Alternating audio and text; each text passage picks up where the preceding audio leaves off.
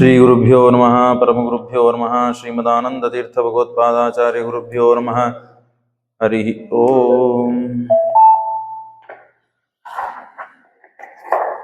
ಆಪಾದಮೌಲಿಪರ್ಯಂತಂ ಗುರುಣಾಂ ಆಕೃತಿಂ ಸ್ಮರೇತ್ ತೇನ ವಿಘ್ನಾಃ ಪ್ರಣಶ್ಯಂತಿ ಸಿದ್ಧ್ಯಂತಿ ಚ ಮನೋರಥಾಃ. ಇಲ್ಲಿಯವರೆಗೆ ಪ್ರಥಮ ಸ್ಕಂದ ಹಾಗೂ ದ್ವಿತೀಯ ಸ್ಕಂದದಲ್ಲಿ ಬಂದಂತಹ ತತ್ವಗಳನ್ನು ನಾವು ತಿಳಿದುಕೊಳ್ಳುವ ಪ್ರಯತ್ನವನ್ನು ಮಾಡಿದ್ದೇವೆ. ಇನ್ನು ಮೇಲೆ ದ್ವಿತೀಯ ಸ್ಕಂದದಲ್ಲೇನೆ ಅನೇಕ ಭಾಗಗಳು ಉಳಿದಿತ್ತು. ಸಾಧ್ಯವಾದಷ್ಟು ಅದನ್ನು ಸ್ಪರ್ಶ ಮಾಡಿ ಮತ್ತೆ ಮುಂದೆ ಸಾಗೋಣ. ಪರಮಾತ್ಮ ಶುಕಾಚಾರ್ಯರು ಇನ್ನು ಎಲ್ಲ ಅವತಾರಗಳ ಮಹಿಮೆಗಳನ್ನು ಹೇಳುತ್ತಾರೆ. ಅದರಲ್ಲಿ ಬ್ರಹ್ಮದೇವರು ತಾವು ಹೇಗೆ ಹುಟ್ಟಿದರು ಅಂತನೋ ವಿಚಾರವನ್ನು ತಿಳಿಸ್ತಾರೆ. ಅಜಸ್ರತಿ ಭೂತಾನಿ ಭೂತಾತ್ಮ ಯದನುಗ್ರಹ ತದೃಶೇ ಏನ ಯದ್ರೂಪಂ ನಾಭಿ ಪದ್ಮ ಸಮುದ್ಭವ. ಪದ್ಮನಾಭ ಅಂತ ಪರಮಾತ್ಮನಿಗೆ ಕರೀತಾರೆ. ಪದ್ಮಂ ನಾಭೋ ಯಶ ಸಹ. ಪದ್ಮ ಕಮಲದಲ್ಲಿ ಬ್ರಹ್ಮದೇವರು ಹುಟ್ಟಿದ್ದಾರೆ. ಹುಟ್ಟಿದ ಮೇಲೆ ಏನು ಮಾಡಬೇಕು ಅಂತ ತೋಚಲಿಲ್ಲ. ಸುತ್ತಮುತ್ತಲು ಎಲ್ಲ ಕಡೆ ಜಲಾಶಯ, ಆಮೇಲೆ ಹಾಗೇನೆ ಅಂಧಕಾರನು ಎಲ್ಲ ಕಡೆಗೆ ಇದೆ. ಆಗ ಆ ಪದ್ಮದ ನಾಳದಲ್ಲಿ ಪ್ರವೇಶ ಮಾಡುತ್ತಾರೆ ಬ್ರಹ್ಮದೇವರು. ಪ್ರವೇಶ ಮಾಡಿ ಹೋಗ್ತಾರೆ ಹೋಗ್ತಾರೆ ಹೋಗ್ತಾರೆ ಹೋಗ್ತಾರೆ ಒಟ್ಟಾರೆ ಅಂತ ಕಾಣೋದಿಲ್ಲ. ಮತ್ತೆ ಇದ್ದದ್ದು ಹಾದಿ ತಪ್ಪಿಸ್ಕೊಂಡ್ ಬಿಟ್ರೆ ಹೇಗೆ ಅಂತ ಮತ್ತೆ ಎಲ್ಲಿ ಇರ್ತಾರೋ ಅಲ್ಲೇ ಬಂದು ಸೇರ್ತಾರೆ. ಸೇರಿದಾಗ ಅಲ್ಲಿ ಎಷ್ಟೋ ದಿನಗಳವರೆಗೆ ಹಾಗೆ ಇರ್ತಾರೆ. ಆವಾಗ ಏನೂ ಗೊತ್ತಿಲ್ಲ. ಆಕಾಶವಾಣಿ ಆಗ್ತದೆ. ಸ್ಪರ್ಶೇಷು ಯಚ್ಚೋಡಶ ಮೇಕವಿಂಶಂ ನಿಷ್ಕಂಚನಾನಾಂ ನೃಪ ಯದ್ಧನಂ ವಿದುಹು ನಿಶಮ್ಯ ತದ್ವೃಕ್ತ ದಿರಕ್ಷಯಾ ದಿಶೋ ವಿಲೋಕ್ಯ ತತ್ರಾನ್ಯಪದಶ್ಯಮಾನಃ. ಆಗ ತಪಸ್ಸು ಮಾಡು ಅಂತನ್ನುವ ಗೂಢ ಮಾತಿನಲ್ಲಿ ತಿಳಿಸ್ತಾರೆ. ಏನು? ಸ್ಪರ್ಶೇಷು ಯಚ್ಚೋಡಶ ಮೇಕವಿಂಶಂ 16, 21 ಅಂತ ಹೇಳ್ತದೆ. 16, 21 ಸೇರಿಸಿ ನೀನು ಅರ್ಥ ಮಾಡಿಕೋ ಅಂತ ತಿಳಿಸ್ಬಿಡುತ್ತದೆ ಭಾಗವತ. ಬ್ರಹ್ಮದೇವರು ಈಗನೇ ಹುಟ್ಟಿದ್ದು ಕೂಸು, ಹೇಗೆ ಅರ್ಥ ಮಾಡಬೇಕು? ಸ್ಪರ್ಶ ಅಂತಂದ್ರೆ ವ್ಯಾಕರಣದಲ್ಲಿ ವಾವಸಾನ ಸ್ಪರ್ಶಾಹ ಅಂತ ಕರೀತಾರೆ. ಏನು ವಾವಸಾನ ಸ್ಪರ್ಶ ಅಂತಂದ್ರೆ ಕಚಟತಪಗಳು, ಇವಕ್ಕೆ ಸ್ಪರ್ಶ ಅಂತ ಕರೀತಾರೆ. ಮೊದಲೇದು ಕಕಾರ ಹಿಡಿದು 16ನೇ ಅಕ್ಷರ ಅಂತಂದ್ರೆ ತ ಬರ್ತದೆ. ಕ ಕ ಘ ಘ ಂಗ ಚ ಚ ಜ ಜ ನ ಪ ಪ ಪ ಪ ಅಂತನೂ 16. 21ನೇದ್ದು ಪ ಬರ್ತದೆ. ತ ಪ ಎರಡು ಸೇರಿಸಿ ತಪಸ್ಸನ್ನು ಮಾಡು ಅಂತ ಹೇಳಿ ನಿಗೂಢವಾದ ಮಾತಿನಲ್ಲಿ ತಿಳಿಸಿಕೊಡುತ್ತದೆ. ಬ್ರಹ್ಮದೇವರಾಗ್ಲಿ ಅಂತ ದಿವ್ಯಂ ಸಹಸ್ರಾಬ್ದಂ ಅಮೋಘ ದರ್ಶನ. 1000 ವರ್ಷಗಳ ಕಾಲ ಬ್ರಹ್ಮದೇವರು ತಪಸ್ಸು ಮಾಡುತ್ತಾರೆ. ಅಂದ್ರೆ ಯಾರೂ ಯಾವ ಪದವಿಯನ್ನು ಸರಳವಾಗಿ ಪಡೆದದ್ದಲ್ಲ. ಬ್ರಹ್ಮದೇವರಾಗ್ಲಿಕ್ಕೆ ಭಯಂಕರ ತಪಸ್ಸು ಮಾಡಿದ್ದಾರೆ. ಬ್ರಹ್ಮದೇವರಾಗಿ ಹುಟ್ಲಿಕ್ಕೂ ತಪಸ್ಸು, ಋಜುಗಣಸ್ಥರಾಗ್ಲಿಕ್ಕೂ ತಪಸ್ಸು. ನೀವು ಹಿಂದಿನ ಭಾಗದಲ್ಲಿ ಕೇಳಿದ್ರಿ, ಬ್ರಹ್ಮದೇವರು ಒಂದು ದಿನವೂ ದೇವರ ಬಗ್ಗೆ ಅಪಶಬ್ದ ನುಡಿದಿದ್ದಲ್ಲ, ವಿಚಾರ ಮಾಡಿದ್ದಲ್ಲ. ಮನಸ್ಸಿನಲ್ಲೂ ಅದನ್ನು ವಿಚಾರ ಮಾಡಿದ್ರು. ಮನಸ್ಸು ಬೇರೆ ವಿಚಾರ ಮಾಡುವುದಿಲ್ಲ ದೇವರನ್ನು ಹೊರತುಪಡಿಸಿ.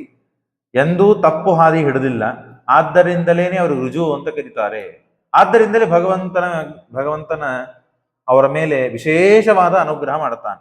ಅಂತವರಿಗೆ ತಪಸ್ಸು ಮಾಡು ಅಂತ ಹೇಳಿ 1000 ವರ್ಷಗಳ ತಪಸ್ಸು ಆದ ಮೇಲೆ ಬ್ರಹ್ಮದೇವರಿಗೆ ಸ್ವಯಂ ಭಗವಂತ ಬಂದು ಚತುರ್ಭುಜನಾಗಿ ಮೋಕ್ಷದಲ್ಲಿ ಇದ್ದ ವಾಸುದೇವ ರೂಪವನ್ನು ತೋರಿಸ್ತಾನೆ. ಮೋಕ್ಷಕ್ಕೆ ಹೋದರೆ ಆ ಭಗವಂತನ ದರ್ಶನವಾಗ್ತದೆ. ಆದರೆ ಬ್ರಹ್ಮದೇವರ ಮೇಲೆ ಅಪಾರವಾದ ಪ್ರೀತಿ ಕರುಣಗಳಿಂದ ಭಗವಂತ ಬಂದು ಅಲ್ಲಿ ಅವರಿಗೆ ದರ್ಶನ ಮಾಡಿದ್ದಾನೆ. ಅದ್ಭುತವಾದ ದಿವ್ಯವಾದಂತಹ ಸುಂದರವಾದ ದರ್ಶನ. ಆ ರೂಪವನ್ನು ನೋಡಿ ಬಹಳ ಸಂತೋಷವಾಗ್ತದೆ ಬ್ರಹ್ಮದೇವರಿಗೆ. ಆಗ ಬ್ರಹ್ಮದೇವರು ಸ್ತೋತ್ರ ಮಾಡ್ತಾರೆ. ಪರಮಾತ್ಮನಿಗೆ ಇನ್ನೂ ಹೆಚ್ಚು ಸಂತೋಷವಾಗ್ತದೆ. ಭಗವಂತನಿಗೆ ಸಂತೋಷ ಅಂದ್ರೆ ಏನು? ಸಂತೋಷ ಇಲ್ಲ. ಏಕಪ್ರಕಾರ ಇದ್ದ ಭಗವಂತ ಅವನು ಅಭಿವ್ಯಕ್ತಿ ಮಾಡ್ತಾನೆ ಸಂತೋಷವನ್ನ. ಇಷ್ಟು ಆದ ಮೇಲೆ ಬ್ರಹ್ಮದೇವರಿಗೆ ಪರಮಾತ್ಮ ಅನೇಕ ತತ್ವಗಳನ್ನು ಉಪದೇಶ ಮಾಡ್ತಾನೆ. ಮೊಟ್ಟ ಮೊದಲಿಗೆ ಭಾಗವತವನ್ನು ಹೇಳಿದ್ದೇ ಬ್ರಹ್ಮದೇವರ ಮುಂದೆ. ಅಲ್ಲಿ ಚತುಶ್ಲೋಕಿ ಭಾಗವತ ಅಂತ ಕರೀತಾರೆ. ಭಗವತ್ ಇಚ್ಛ ಭಗವತ್ ಕ್ಷಿಪ್ತಂ ಅಹಂ ಕರವಾಣಿ ಯತೀಂದ್ರತಃ ನೇಹಮಾನಃ ಪ್ರಜಾಸರ್ಗಂ ಬದ್ಧೇವ ಯದನುಗ್ರಹ ಜ್ಞಾನಂ ಪರಮಗುಕ್ಷ್ಯಂತೆ ಯದ್ವಿಜ್ಞಾನ ಸಮನ್ವಿತಂ ರಹಸ್ಯಂ ತದಂಗಂಚ ಗ್ರಹಾಣ ಯದಿತಂ ಮಯ ಯಾವಾನಹಂ ಯಥಾಭಾವ ಯದ್ರೂಪ ಗುಣ ಕರ್ಮಕಃ. 4 ಶ್ಲೋಕಗಳಲ್ಲಿ ಸಮಗ್ರವಾದ ಭಾಗವತದ ರಹಸ್ಯವನ್ನ ತಿಳಿಸಿಕೊಡ್ತಾರೆ ಬ್ರಹ್ಮದೇವರಿಗೆ. ಅಹಮೇವಾಸಮೇವಾಗ್ರೆ ನಾಣ್ಯದ್ಯತ್ ಸದದತ್ ಪರಂ. ಸೃಷ್ಟಿಗಿಂತ ಮುಂಚೆ ನಾನಿದ್ದೆ, ಸೃಷ್ಟಿಯಲ್ಲೂ ನಾನಿದ್ದೆ, ಸೃಷ್ಟಿ ಆದ ಮೇಲೂ ನಾನೇ ಇದ್ದೆ, ಎಲ್ಲ ಸಮಯದಲ್ಲಿಯೂ ನಾನಿದ್ದೆ. ಹೇಗೆ? ಯಥಾ ಮಹಂತಿ ಭೂತಾನಿ ಭೂತೇಶು ಉಚ್ಚಾವಚೇಶು ಚ. ಪಂಚಮಹಾಭೂತಗಳು ಬ್ರಹ್ಮಾಂಡದ ಹೊರಗಡೆಯೂ ಇದೆ, ಒಳಗಡೆಯೂ ಇದೆ, ದೇಹದಲ್ಲಿಯೂ ಇದೆ, ದೇಹದ ಹೊರಗಡೆಯೂ ಇದೆ. ಎಲ್ಲ ಕಡೆಗೆ ಪಂಚಮಹಾಭೂತಗಳು ಹೇಗಿದೆಯೋ ಹಾಗೆ ಪರಮಾತ್ಮ ಎಲ್ಲ ಕಡೆಗೆ ಇದ್ದಾನೆ. ಸಾಮಾನ್ಯವಾಗಿ ಯಾರ್ಯಾರಿಗೆ ಏನೇನು ಬೇಕೋ ಅದನ್ನ ಪಡಿಲಿಕ್ಕೆ, ಐಶ್ವರ್ಯ ಬೇಕು ಇಂದ್ರನ ಉಪಾಸನ ಮಾಡ್ರಿ, ಕುಬೇರನ ಉಪಾಸನ ಮಾಡ್ರಿ. ಜ್ಞಾನಾದಿಗಳು ಬೇಕು ವಾಯುದೇವರನ್ನು ಉಪಾಸನ ಮಾಡ್ರಿ. ಇನ್ನ ದಾಂಪತ್ಯ ಜೀವನ ಗಟ್ಟಿಯಾಗಿ ಉಳಿಬೇಕು ರುದ್ರದೇವರನ್ನು ಉಪಾಸನ ಮಾಡ್ರಿ. ಆದ್ರೆ ಎಲ್ಲವನ್ನೂ ಕೇಳೋದರಿಂದ ಏನು ಅಂದ್ರೆ, ಯಾರನ್ನು ಉಪಾಸನೆ ಮಾಡಿದ್ರೆ ಎಲ್ಲ ಸಿಗ್ತದೆ ಅಂತಂದ್ರೆ, ಅಕಾಮ ಸರ್ವಕಾಮೋವಾ ಮೋಕ್ಷಕಾಮ ಉದಾರದೀಹಿ. ದೇವರನ್ನ ಉಪಾಸನೆ ಮಾಡುವುದರಿಂದ ಎಲ್ಲವೂ ನಮಗೆ ಸಿಗ್ತದೆ. ಆದರೆ ದೇವರು ನಿಧಾನವಾಗಿ ಎಲ್ಲವನ್ನು ಕೊಡ್ತಾ ಹೋಗ್ತಾನೆ. ಈಗಿನ ಶುರು ಮಾಡಿದ್ದಾನೆ ಅಂತ ಪಟಕ್ನೆ ಕೊಡುವುದಿಲ್ಲ. ಆ ತಪಸ್ಸಿಗೆ ಒಂದು ಬೆಲೆ ಇದೆ. ಇಷ್ಟು ದಿನ ಆಗಬೇಕು, ಇಷ್ಟು ಸಾಧನೆಗಳಾಗಬೇಕು, ಇಷ್ಟು ಆಚಾರ ವಿಚಾರಗಳಿರಬೇಕು ಅಂದಾಗ್ಲೇನೆ ಅದಕ್ಕೆ ತಪಸ್ಸು ಅಂತ ಕರೀತಾರೆ. ಮಾವಿನ ಗಿಡ ಹಚ್ಚಿದ ತಕ್ಷಣ ಹಣ್ಣು ಬರುವುದಿಲ್ಲ, ಯಾವುದೇ ಆದರೂ ಕೂಡ ಅದಕ್ಕೆ ಸಮಯ ಬೇಕು ಅಂತ ಹೇಳಿ ತಮ್ ನಾರದ ಪ್ರಿಯತಮಃ. ಹೀಗೆ ತಸ್ಮಾತ್ ಇದಂ ಭಾಗವತಂ ಪುರಾಣಂ ದಶಲಕ್ಷಣಂ. ಈ ಭಾಗವತಕ್ಕೆ 10 ಲಕ್ಷಣಗಳಿವೆ. ಸರ್ಗ, ವಿಸರ್ಗ, ಸ್ಥಾನ, ಪೋಷಣ, ಊತಿ, ಮನ್ವಂತರೇಶು ಕಥಾ, ನಿರೋಧ, ಮುಕ್ತಿ, ಆಶ್ರಯ. ಕೊನೆಗೆ ಮುಕ್ತಿರಾಶ್ರಯನಾದನು ಭಗವಂತನೇ. ಪರಮಾತ್ಮ ಬಹುಚಿತ್ರ ಜಗತ್ ಬಹುದಾಕರಣಾತ್ ಪರಶಕ್ತಿರನಂತ ಗುಣ ಪರಮಃ. ಅನಂತ ಗುಣನಾದಂತಹ ಪರಮಾತ್ಮ ಚಿತ್ರ ವಿಚಿತ್ರವಾದಂತಹ ಸೃಷ್ಟಿಯನ್ನು ಮಾಡಿದ್ದಾನೆ. ಪರಮಾತ್ಮ ಏನು ಸೃಷ್ಟಿ ಮಾಡಿದ್ದಾನೆ, ಎಂತಾದ್ದು ಸೃಷ್ಟಿ ಮಾಡಿದ್ದಾನೆ ಅಂತ ಹೇಳಲಿಕ್ಕೂ ಕೇಳಲಿಕ್ಕೂ ಸಾಧ್ಯವಿಲ್ಲ. ಅಷ್ಟು ವಿಚಿತ್ರವಾದ ಸೃಷ್ಟಿಯನ್ನು ಭಗವಂತ ಮಾಡಿದ್ದಾನೆ. ಅದನ್ನ ನಾವು ಕೇವಲ ನೆನೆದು ಸ್ಮರಣಿಸಿದ್ರೆ ಸಾಕು, ನಮ್ಮ ಜೀವನ ಸಾರ್ಥಕವಾಗ್ತದೆ. ದ್ರವ್ಯಂ ಕರ್ಮಚ ಕಾಲಶ್ಚ ಸ್ವಭಾವೋ ಜೀವ ಇದನುಗ್ರಹದ ಸಂತಿ ನಸಂತ ಇದುಪೇಕ್ಷ. ಆಮೇಲೆ ಪೂರ್ಣ ಒಡೆತನ ಯಾರಿಗಿದೆ? ಸೃಷ್ಟಿ ಮಾಡಿದ ಭಗವಂತನಿಗೆ. ನಾವು ಕೇವಲ ಮನೆಯನ್ನ ಸೃಷ್ಟಿ ಮಾಡಬಹುದು, ಅಂದ್ರೆ ಹುಟ್ಟಿಸಬಹುದು. ಆದರೆ ಹುಟ್ಟಿದ ಪ್ರಪಂಚಕ್ಕೆ ಸ್ಥಿತಿಯನ್ನು ಮಾಡ್ಲಿಕ್ಕೆ ಸಾಧ್ಯವಿಲ್ಲ. ಏನೋ ಸ್ವಲ್ಪ ಹುರುಪು ಇರ್ತದೆ, ಒಂದು 4 ದಿವಸ ಶಿಸ್ತಿಡ್ತೇವೆ, ಅದಕ್ಕೂ ಒಂದು ಅವಸ್ಥೆ ಬರ್ತದೆ. ಹಾಗಾಗಿ ಎಲ್ಲ ಅವಸ್ಥೆಗಳಲ್ಲಿ ನಾವು ಇದ್ದು ನೋಡ್ಲಿಕ್ಕೆ ಸಾಧ್ಯವಿಲ್ಲ. ಆದ್ರೆ ಪರಮಾತ್ಮ ಎಲ್ಲ ಅವಸ್ಥೆಗಳಲ್ಲಿ ಇದ್ದು ನೋಡ್ತಾನೆ, ರಕ್ಷಣೆ ಮಾಡ್ತಾನೆ. ದ್ರವ್ಯ ಕರ್ಮ ಕಾಲ ಸ್ವಭಾವ, ಕಾಲವನ್ನೂ ಕಾಲ ನಿಯಾಮಕ, ಕಾಲಾಂತರ್ಯಾಮಿ, ಕಾಲ ನಿಯಾಮಕನಾಗಿದ್ದಾನೆ ಭಗವಂತ. ಸ್ವಭಾವನೂ ಕೂಡ ದೀಪಕ್ಕೆ ಪ್ರಕಾಶ ಕೊಡುವ ಸ್ವಭಾವ ಇದೆ, ಸಿಹಿಯಾದ ಪದಾರ್ಥಕ್ಕೆ ಶೀತನ ಸ್ವಭಾವ ಇದೆ, ಖಾರಾದ ಪದಾರ್ಥಕ್ಕೆ ಖಾರ ಕೊಡುವ ಸ್ವಭಾವ ಇದೆ. ಯಾವ ಪದಾರ್ಥಗಳು ತನ್ನ ಸ್ವಭಾವಗಳನ್ನ ಕಳೆದುಕೊಳ್ಳುವುದಿಲ್ಲ, ಆ ಸ್ವಭಾವ ಇರುವಂತೆ ಮಾಡ್ತಾನೆ ಭಗವಂತ. ನೀರಕ್ಕೆ ಹರಿಯೋ ಸ್ವಭಾವ ಇದೆ. ಹೀಗೆ ಆಯಾ ಪದಾರ್ಥಗಳಿಗೆ ಆಯಾ ಸ್ವಭಾವ ಇದೆ. ಅದು ಪರಮಾತ್ಮನ ಅನುಗ್ರಹದಿಂದಲೇ ಇರ್ತದೆ, ಇಲ್ಲದೆ ಇದ್ರೆ ಇಲ್ಲ. ನಸಂತಿ ಯದುಪೇಕ್ಷಯ ಅಂತ ಹೇಳಿ ಆ ಪರಮಾತ್ಮನ ವಿಚಿತ್ರವಾದಂತಹ ಸೃಷ್ಟಿ, ಆ ಸೃಷ್ಟಿ ಬಗ್ಗೆ ತಾವು ತಿಳಿಸಿಕೊಡ್ತಾರೆ. ಅನಂತರದಲ್ಲಿ ಪರಮಾತ್ಮ ಒಂದು ದಿನ ಉದ್ಧವನಿಗೆ ಎಲ್ಲ ತತ್ವಗಳನ್ನು ಉಪದೇಶ ಮಾಡಿರುತ್ತಾನೆ. ಎಲ್ಲ ತತ್ವಗಳನ್ನು ಉಪದೇಶ ಮಾಡಿ ಬದರಿಕಾಶ್ರಮದಲ್ಲಿ ಇದ್ದ ಒಂದು ಕಲಾಪ ಅಂತ ಕ್ಷೇತ್ರ ಇದೆ. ಆ ಕ್ಷೇತ್ರಕ್ಕೆ ಹೋಗಿ ಅಲ್ಲಿ ಈ ತತ್ವಗಳನ್ನು ತಿಳಿಸಿಕೊಟ್ಟು ಬಾ. ಯಾಕೆ? ಮುಂದೆ ಪ್ರಳಯವಾಗ್ತದೆ, ಎಲ್ಲರೂ ಹೋಗ್ತಾರೆ, ಎಲ್ಲರೂ ಸಾಯ್ತಾರೆ. ಆಗ ಈ ತತ್ವಗಳು ಉಳಿಯುವುದ ಬೇಡ. ತತ್ವಗಳು ಉಳಿಯದೇ ಇದ್ದಂತೆ ಆಗ್ತದೆ, ತತ್ವಗಳು ಉಳಿಬೇಕು. ಹಾಗಾಗಿ ಮುಂದೆ ಅಂದರೆ ಯಾದವರಿಗೆ ಶಾಪವಾಗುವ ಹಿಂದೆ 20, 24, 25 ವರ್ಷಗಳ ಹಿಂದೇನೆ ಕೃಷ್ಣ ಇದನ್ನು ತಿಳಿದುಕೊಂಡು ಆ ಉದ್ಧವನಿಗೆ, ಕೃಷ್ಣನ ಮಂತ್ರಿಯವನು, ಪ್ರಿಯ ಸಖ, ಆ ಉದ್ಧವನಿಗೆ ಎಲ್ಲ ತತ್ವಗಳನ್ನ ತಿಳಿಸಿ ನೀನು ಹೋಗಿ ಕಲಾಪ ಕ್ಷೇತ್ರಕ್ಕೆ ಹೋಗಿ ಬಾ ಅಂತ ತಾನು ಹೊರಟಿರ್ತಾನೆ. ಅಷ್ಟರೊಳಗೆ ಈ ದುರ್ಯೋಧನನ ಜೊತೆಗೆ ಜಗಳವಾಡಿ ರಾಜ್ಯವನ್ನು ಬಿಟ್ಟು ಬಂದಿರ್ತಾನೆ. ಯುದ್ಧ ಮಾಡುವುದು ನೀ ಸರಿಯಲ್ಲ ಅಂತ ಹೇಳಿ ಬಿಟ್ಟು ಬಂದಿರ್ತಾನೆ ವಿದುರ. ಆ ಸಮಯದಲ್ಲಿ ಉದ್ಧವ ವಿದುರರಿಗೆ ಸಮಾಗಮವಾಗ್ತದೆ. ಇವನು ಸಂಚಾರಕ್ಕೆ ತೀರ್ಥಯಾತ್ರೆಗೆ ಬರ್ತಿರ್ತಾನೆ. ಉದ್ಧವನು ಕೃಷ್ಣನ ಸಂದೇಶವನ್ನ ತತ್ವಗಳನ್ನು ತಿಳಿಸಬೇಕು ಅಂತ ಕಲಾಪಕ್ಕೆ ಬರ್ತಿರ್ತಾನೆ. ಆ ಸಮಯದಲ್ಲಿ ಎಲ್ಲಿ ಹೊರಟಿದ್ದಿ ಏನು ಅಂತ ಇವನು ಕೇಳುತ್ತಾನೆ. ಇಲ್ಲ, ಕೃಷ್ಣ ಹೀಗೆ ಉಪದೇಶ ಮಾಡಿದ್ದಾನೆ, ತಿಳಿಸಿ ಬರಬೇಕು ಅಂತ ಹೊರಟಿದ್ದೇನೆ ಅಂದಾಗ, ಕೃಷ್ಣ ಉದ್ಧವನ ಶಿಷ್ಯ, ಸಖ, ಮಂತ್ರಿ ಎಲ್ಲನೂ ಹೌದು. ಹಾಗಾಗಿ ಏನು ನಿನಗೆ ತಿಳಿಸಿದ್ದಾನೆ ಅದನ್ನು ನನಗೂ ತಿಳಿಸು, ನಾನು ಕೇಳಬೇಕು ಅಂತ ಇದೆ. ದೇವರು ಮಾಡಿದ ಉಪದೇಶ ನೇರವಾಗಿ ಕೇಳಲಿಕ್ಕಾಗದೆ ಇದ್ರು ಕೇಳಿದವ್ರ ಕಡೆಯಿಂದ ಆದ್ರೂ ಕೇಳೋಣ ಅಂತ ಹೇಳಿ ಸಂತೋಷಪಟ್ಟು, ಏನಿಲ್ಲ, ಏನ್ ಮಾಡ್ಬೇಕು, ಬ್ರಾಹ್ಮಣರ ಶಾಪವಾಗಿದೆ, ಯಾರಿಗೆ, ಎಲ್ಲ ಯಾದವರಿಗೆ, ಹಾಗಾಗಿ ಎಲ್ಲ ಸಾಯ್ತಾರೆ. ಇನ್ನು ಮೇಲೆ ಕೃಷ್ಣನೂ ಹೋಗ್ತಾನೆ, ಯಾದವನಲ್ಲ ಮತ್ತೆ ಕೃಷ್ಣ, ಅವನು ಮತ್ತೆ ದೇಹ ಬಿಡಬೇಕಾಗ್ತದೆ.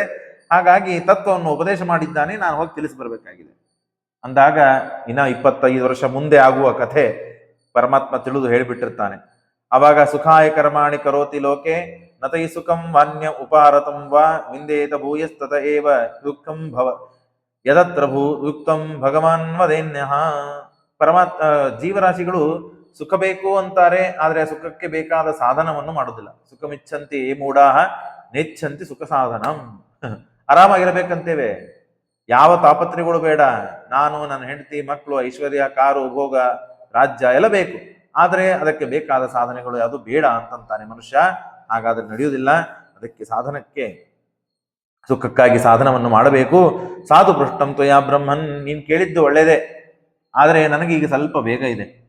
ನಾನು ನಿನ್ನ ಹತ್ರ ನಿಂತು ಆ ಕೃಷ್ಣ ಹೇಳಿದ್ದೆಲ್ಲ ತತ್ವಗಳನ್ನು ಉಪದೇಶ ಮಾಡುವ ಸಮಯ ನನಗಿಲ್ಲ. ಹಾಗಾಗಿ ಆ ಸಮಯ ಬರಬೇಕು ಅಂತಾದರೆ ನೀನು ಸ್ವಲ್ಪ ಹೊತ್ತು ಕಾಯಬೇಕು. ನಿನಗೆ ನೇರವಾಗಿ ಕೃಷ್ಣ ಹೇಳಿದ್ದಾನೆ, ವಿದುರನಿಗೂ ಉಪದೇಶ ಆಗಬೇಕು ಅಂತ ಹೇಳಿ ನನ್ನ ಜೊತೆಗೆ ಉಪದೇಶ ಮಾಡಿಕೊಳ್ಳುವಾಗ ಮೈತ್ರೇಯರು ಇದ್ರು. ಹಾಗಾಗಿ ಆ ಮೈತ್ರೇಯರು ನಿನಗೆ ಬಂದು ಉಪದೇಶ ಮಾಡುತ್ತಾರೆ. ಆ ಮೈತ್ರೇಯರು ಯಾರು ಅಂತಂದ್ರೆ ವೇದವ್ಯಾಸ ದೇವರ ಗೆಳೆಯಂದಿರು, ಪರಾಶರ ಋಷಿಗಳು, ವೇದವ್ಯಾಸ ದೇವರ ಗುರುಗಳು, ತಂದೆ. ಅವರ ಹತ್ರ ನಾವಿಬ್ರು ಜೊತೆಯಾಗೇನೆ ಇದ್ದು ಅಧ್ಯಯನ ಮಾಡಿದವರು. ನಾವು ಜೊತೆಗೆ ಇದ್ದ ಗೆಳೆಯಂದರು, ಅಧ್ಯಯನರು, ಸತೀರ್ಥರು.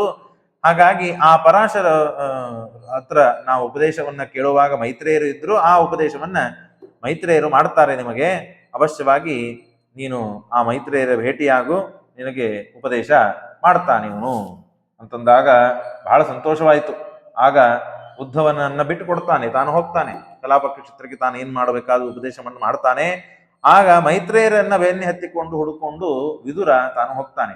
ಜ್ಞಾನಿಗಳಿಗೆ ಬೇರೆ ಏನು ಕೆಲಸ ಇಲ್ಲ, ಉಪದೇಶ ಮಾಡೋದು, ಉಪದೇಶ ಪಡೆಯುವುದು, ಒಳ್ಳೆಯದನ್ನು ಮಾಡೋದು, ಸತ್ಕ್ರಮ ವಿಚಾರ ಇದೇ ಇರ್ತದೆ. ಹಾಗಾಗಿ ಬಹಳ ವಿಚಾರ ಮಾಡದೇನೆ ತಾನು ಅಲ್ಲಿ ಬರ್ತಾನೆ. ಬಂದು ನೋಡ್ತಾನೆ, ಮೈತ್ರೇಯರು ಭೇಟಿ ಆಗ್ತದೆ, ನಮಸ್ಕಾರ ಮಾಡ್ತಾನೆ. ನಮಸ್ಕಾರ ಮಾಡಿ, ಕೃಷ್ಣನು ಉಪದೇಶ ಮಾಡಿದ್ದ ವಿದುರನಿಗೆ, ಉದ್ಧವನಿಗೆ, ಆ ಉಪದೇಶವನ್ನು ಕೇಳಬೇಕು ಅಂತಂದ್ರೆ ನಿಮ್ಮನ್ನು ಕೇಳು ಅಂತ ಹೇಳಿದ್ದಾನೆ.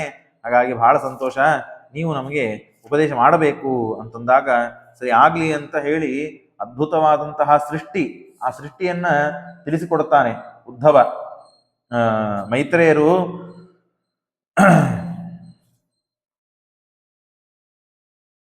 ಸವಾ ಏಷ ಯದಾ ದೃಷ್ಟ ನಾಪಶತ್ ದೃಷ್ಟ ಏಕದಾಟ್ ಸವಾ ಏತಸ್ಯ ಸಂಸೃಪ್ತಿ ಶಕ್ತಿ. ಆಗ ಅನೇಕ ತತ್ವಗಳನ್ನ ಹೇಳಿದ್ದಾರೆ. ಆ ತತ್ವಗಳಲ್ಲಿ ಕಾಲದ ಮಹಿಮೆ, ಸೃಷ್ಟಿ ಮಹಿಮೆ, ಭಕ್ತಿಯ ಮಹಿಮೆ, ಅನೇಕ ಮಹಿಮೆಗಳಿದೆ. ಅದರಲ್ಲಿ ಕಾಲದ ಮಹಿಮೆಯನ್ನ ಹೇಳಬೇಕು, ಸೃಷ್ಟಿಯ ಮಹಿಮೆಯನ್ನ ಹೇಳಬೇಕು ಅಂತ ಹೇಳ್ತಾರೆ. ಆಗಲಿ ಸೃಷ್ಟಿ ಏನಿಲ್ಲ, ಜಡ ಪ್ರಕೃತಿಯ ಮೊಟ್ಟ ಮೊದಲಿಗೆ ಇದೊಂದು ದೊಡ್ಡದಾದ ಮಹಿಮೆ. ದೇವರು ಸೃಷ್ಟಿಯನ್ನ ಹೇಗೆ ಮಾಡಿದ ಅಂತ ತಿಳಿದುಕೊಳ್ಳೋದೇ ಅದ್ಭುತವಾದಂತಹ ಸನ್ನಿವೇಶ. ಏನಿಲ್ಲ, ದೇವರು ಮೂಲ ಪ್ರಕೃತಿಯನ್ನ ಕ್ಷೋಭೆ ಮಾಡಿದ. ಸತ್ವಗುಣ, ರಜೋಗುಣ, ಜಡ ಪ್ರಕೃತಿ, ಅದರಲ್ಲಿ ಪರಮಾತ್ಮ, ಈಗ ನಾವು ಹೇಗೆ ಒಗ್ಗರಣಿ, ಆಮೇಲೆ ಮೆಣಸಿನಕಾಯಿ, ಸೌತಿಕಾಯಿ, ಇನ್ನು ಉಳದೆಲ್ಲ ಕೋತಂಬರಿ, ಕೊಬ್ಬರಿ ಹಾಕಿ ಅವಲಕ್ಕಿಯನ್ನ ಕಲಿಸ್ತೇವಲ್ಲ, ಅವಲಕ್ಕಿಯನ್ನ ಕ್ಷೋಭೆ ಮಾಡೋದು ಅಂತಂತಾರೆ, ಚುರುಮುರಿ ಅವಲಕ್ಕಿಗಳನ್ನ ಕಲಿಸ್ತೇವಲ್ಲ, ಹಾಗೆ ಈ ಗುಣಗಳನ್ನ, ಜಡ ಪ್ರಕೃತಿಯನ್ನ ಸಮೇತವಾಗಿ ಅದನ್ನ ಕ್ಷೋಭೆ ಮಾಡ್ತಾನೆ. ಕ್ಷೋಭೆ ಮಾಡಿದಾಗ ಸುಶಿಕ್ಷ ಅಂತನೂ ಲಕ್ಷ್ಮೀದೇವಿ ಸೃಷ್ಟಿಯನ್ನ ಮಾಡಬೇಕು ಅಂತ ಇಚ್ಛೆ ಉಳ್ಳುವುದೇ ಲಕ್ಷ್ಮೀದೇವಿಗೆ ಸೃಷ್ಟಿ, ಮತ್ತು ನಿತ್ಯವಾದ ಪದಾರ್ಥಗಳಿಗೆ ಸೃಷ್ಟಿ. ಹಾಗಾಗಿ ಅಲ್ಲಿ ಸತ್ವಗುಣ, ರಜೋಗುಣ, ತಮೋಗುಣಗಳು ಮಿಶ್ರಣವಾಗ್ತದೆ. ಮಿಶ್ರಣವಾದ ಮೇಲೆ ಅಲ್ಲಿ ಒಂದು ಗುಣಮವಿಷಮ್ಯ ಅಂತನೂ ಒಂದು ತತ್ವ. ಅದು ಯಾವುದಪ್ಪ ಅಂದ್ರೆ ಮಹತ್ತತ್ವ. ಆ ಮಹತ್ತತ್ವದಿಂದಲೇನೆ ಅಹಂಕಾರ ತತ್ವ ಆ ಅಹಂಕಾರ ತತ್ವಗಳಲ್ಲಿ 3 ವಿಭಾಗ. ಒಂದು ವೈಕಾರಿಕ ಅಹಂಕಾರ, ತೇಜಸ ಅಹಂಕಾರ, ತಾಮಸ ಅಹಂಕಾರ. ವೈಕಾರಿಕ ವೈಕಾರಿಕ ಅಹಂಕಾರದಿಂದ ದೇವತೆಗಳು ಹುಟ್ಟುತ್ತಾರೆ. ಯಾಯಾ ತತ್ವಗಳಿಂದ ಯಾಯಾ ಪದಾರ್ಥಗಳು ಹುಟ್ಟಿದ್ದೇವೆ ಅಂತ ತಿಳಿದುಕೊಳ್ಳುವುದು ಮಹತ್ವದ್ದು.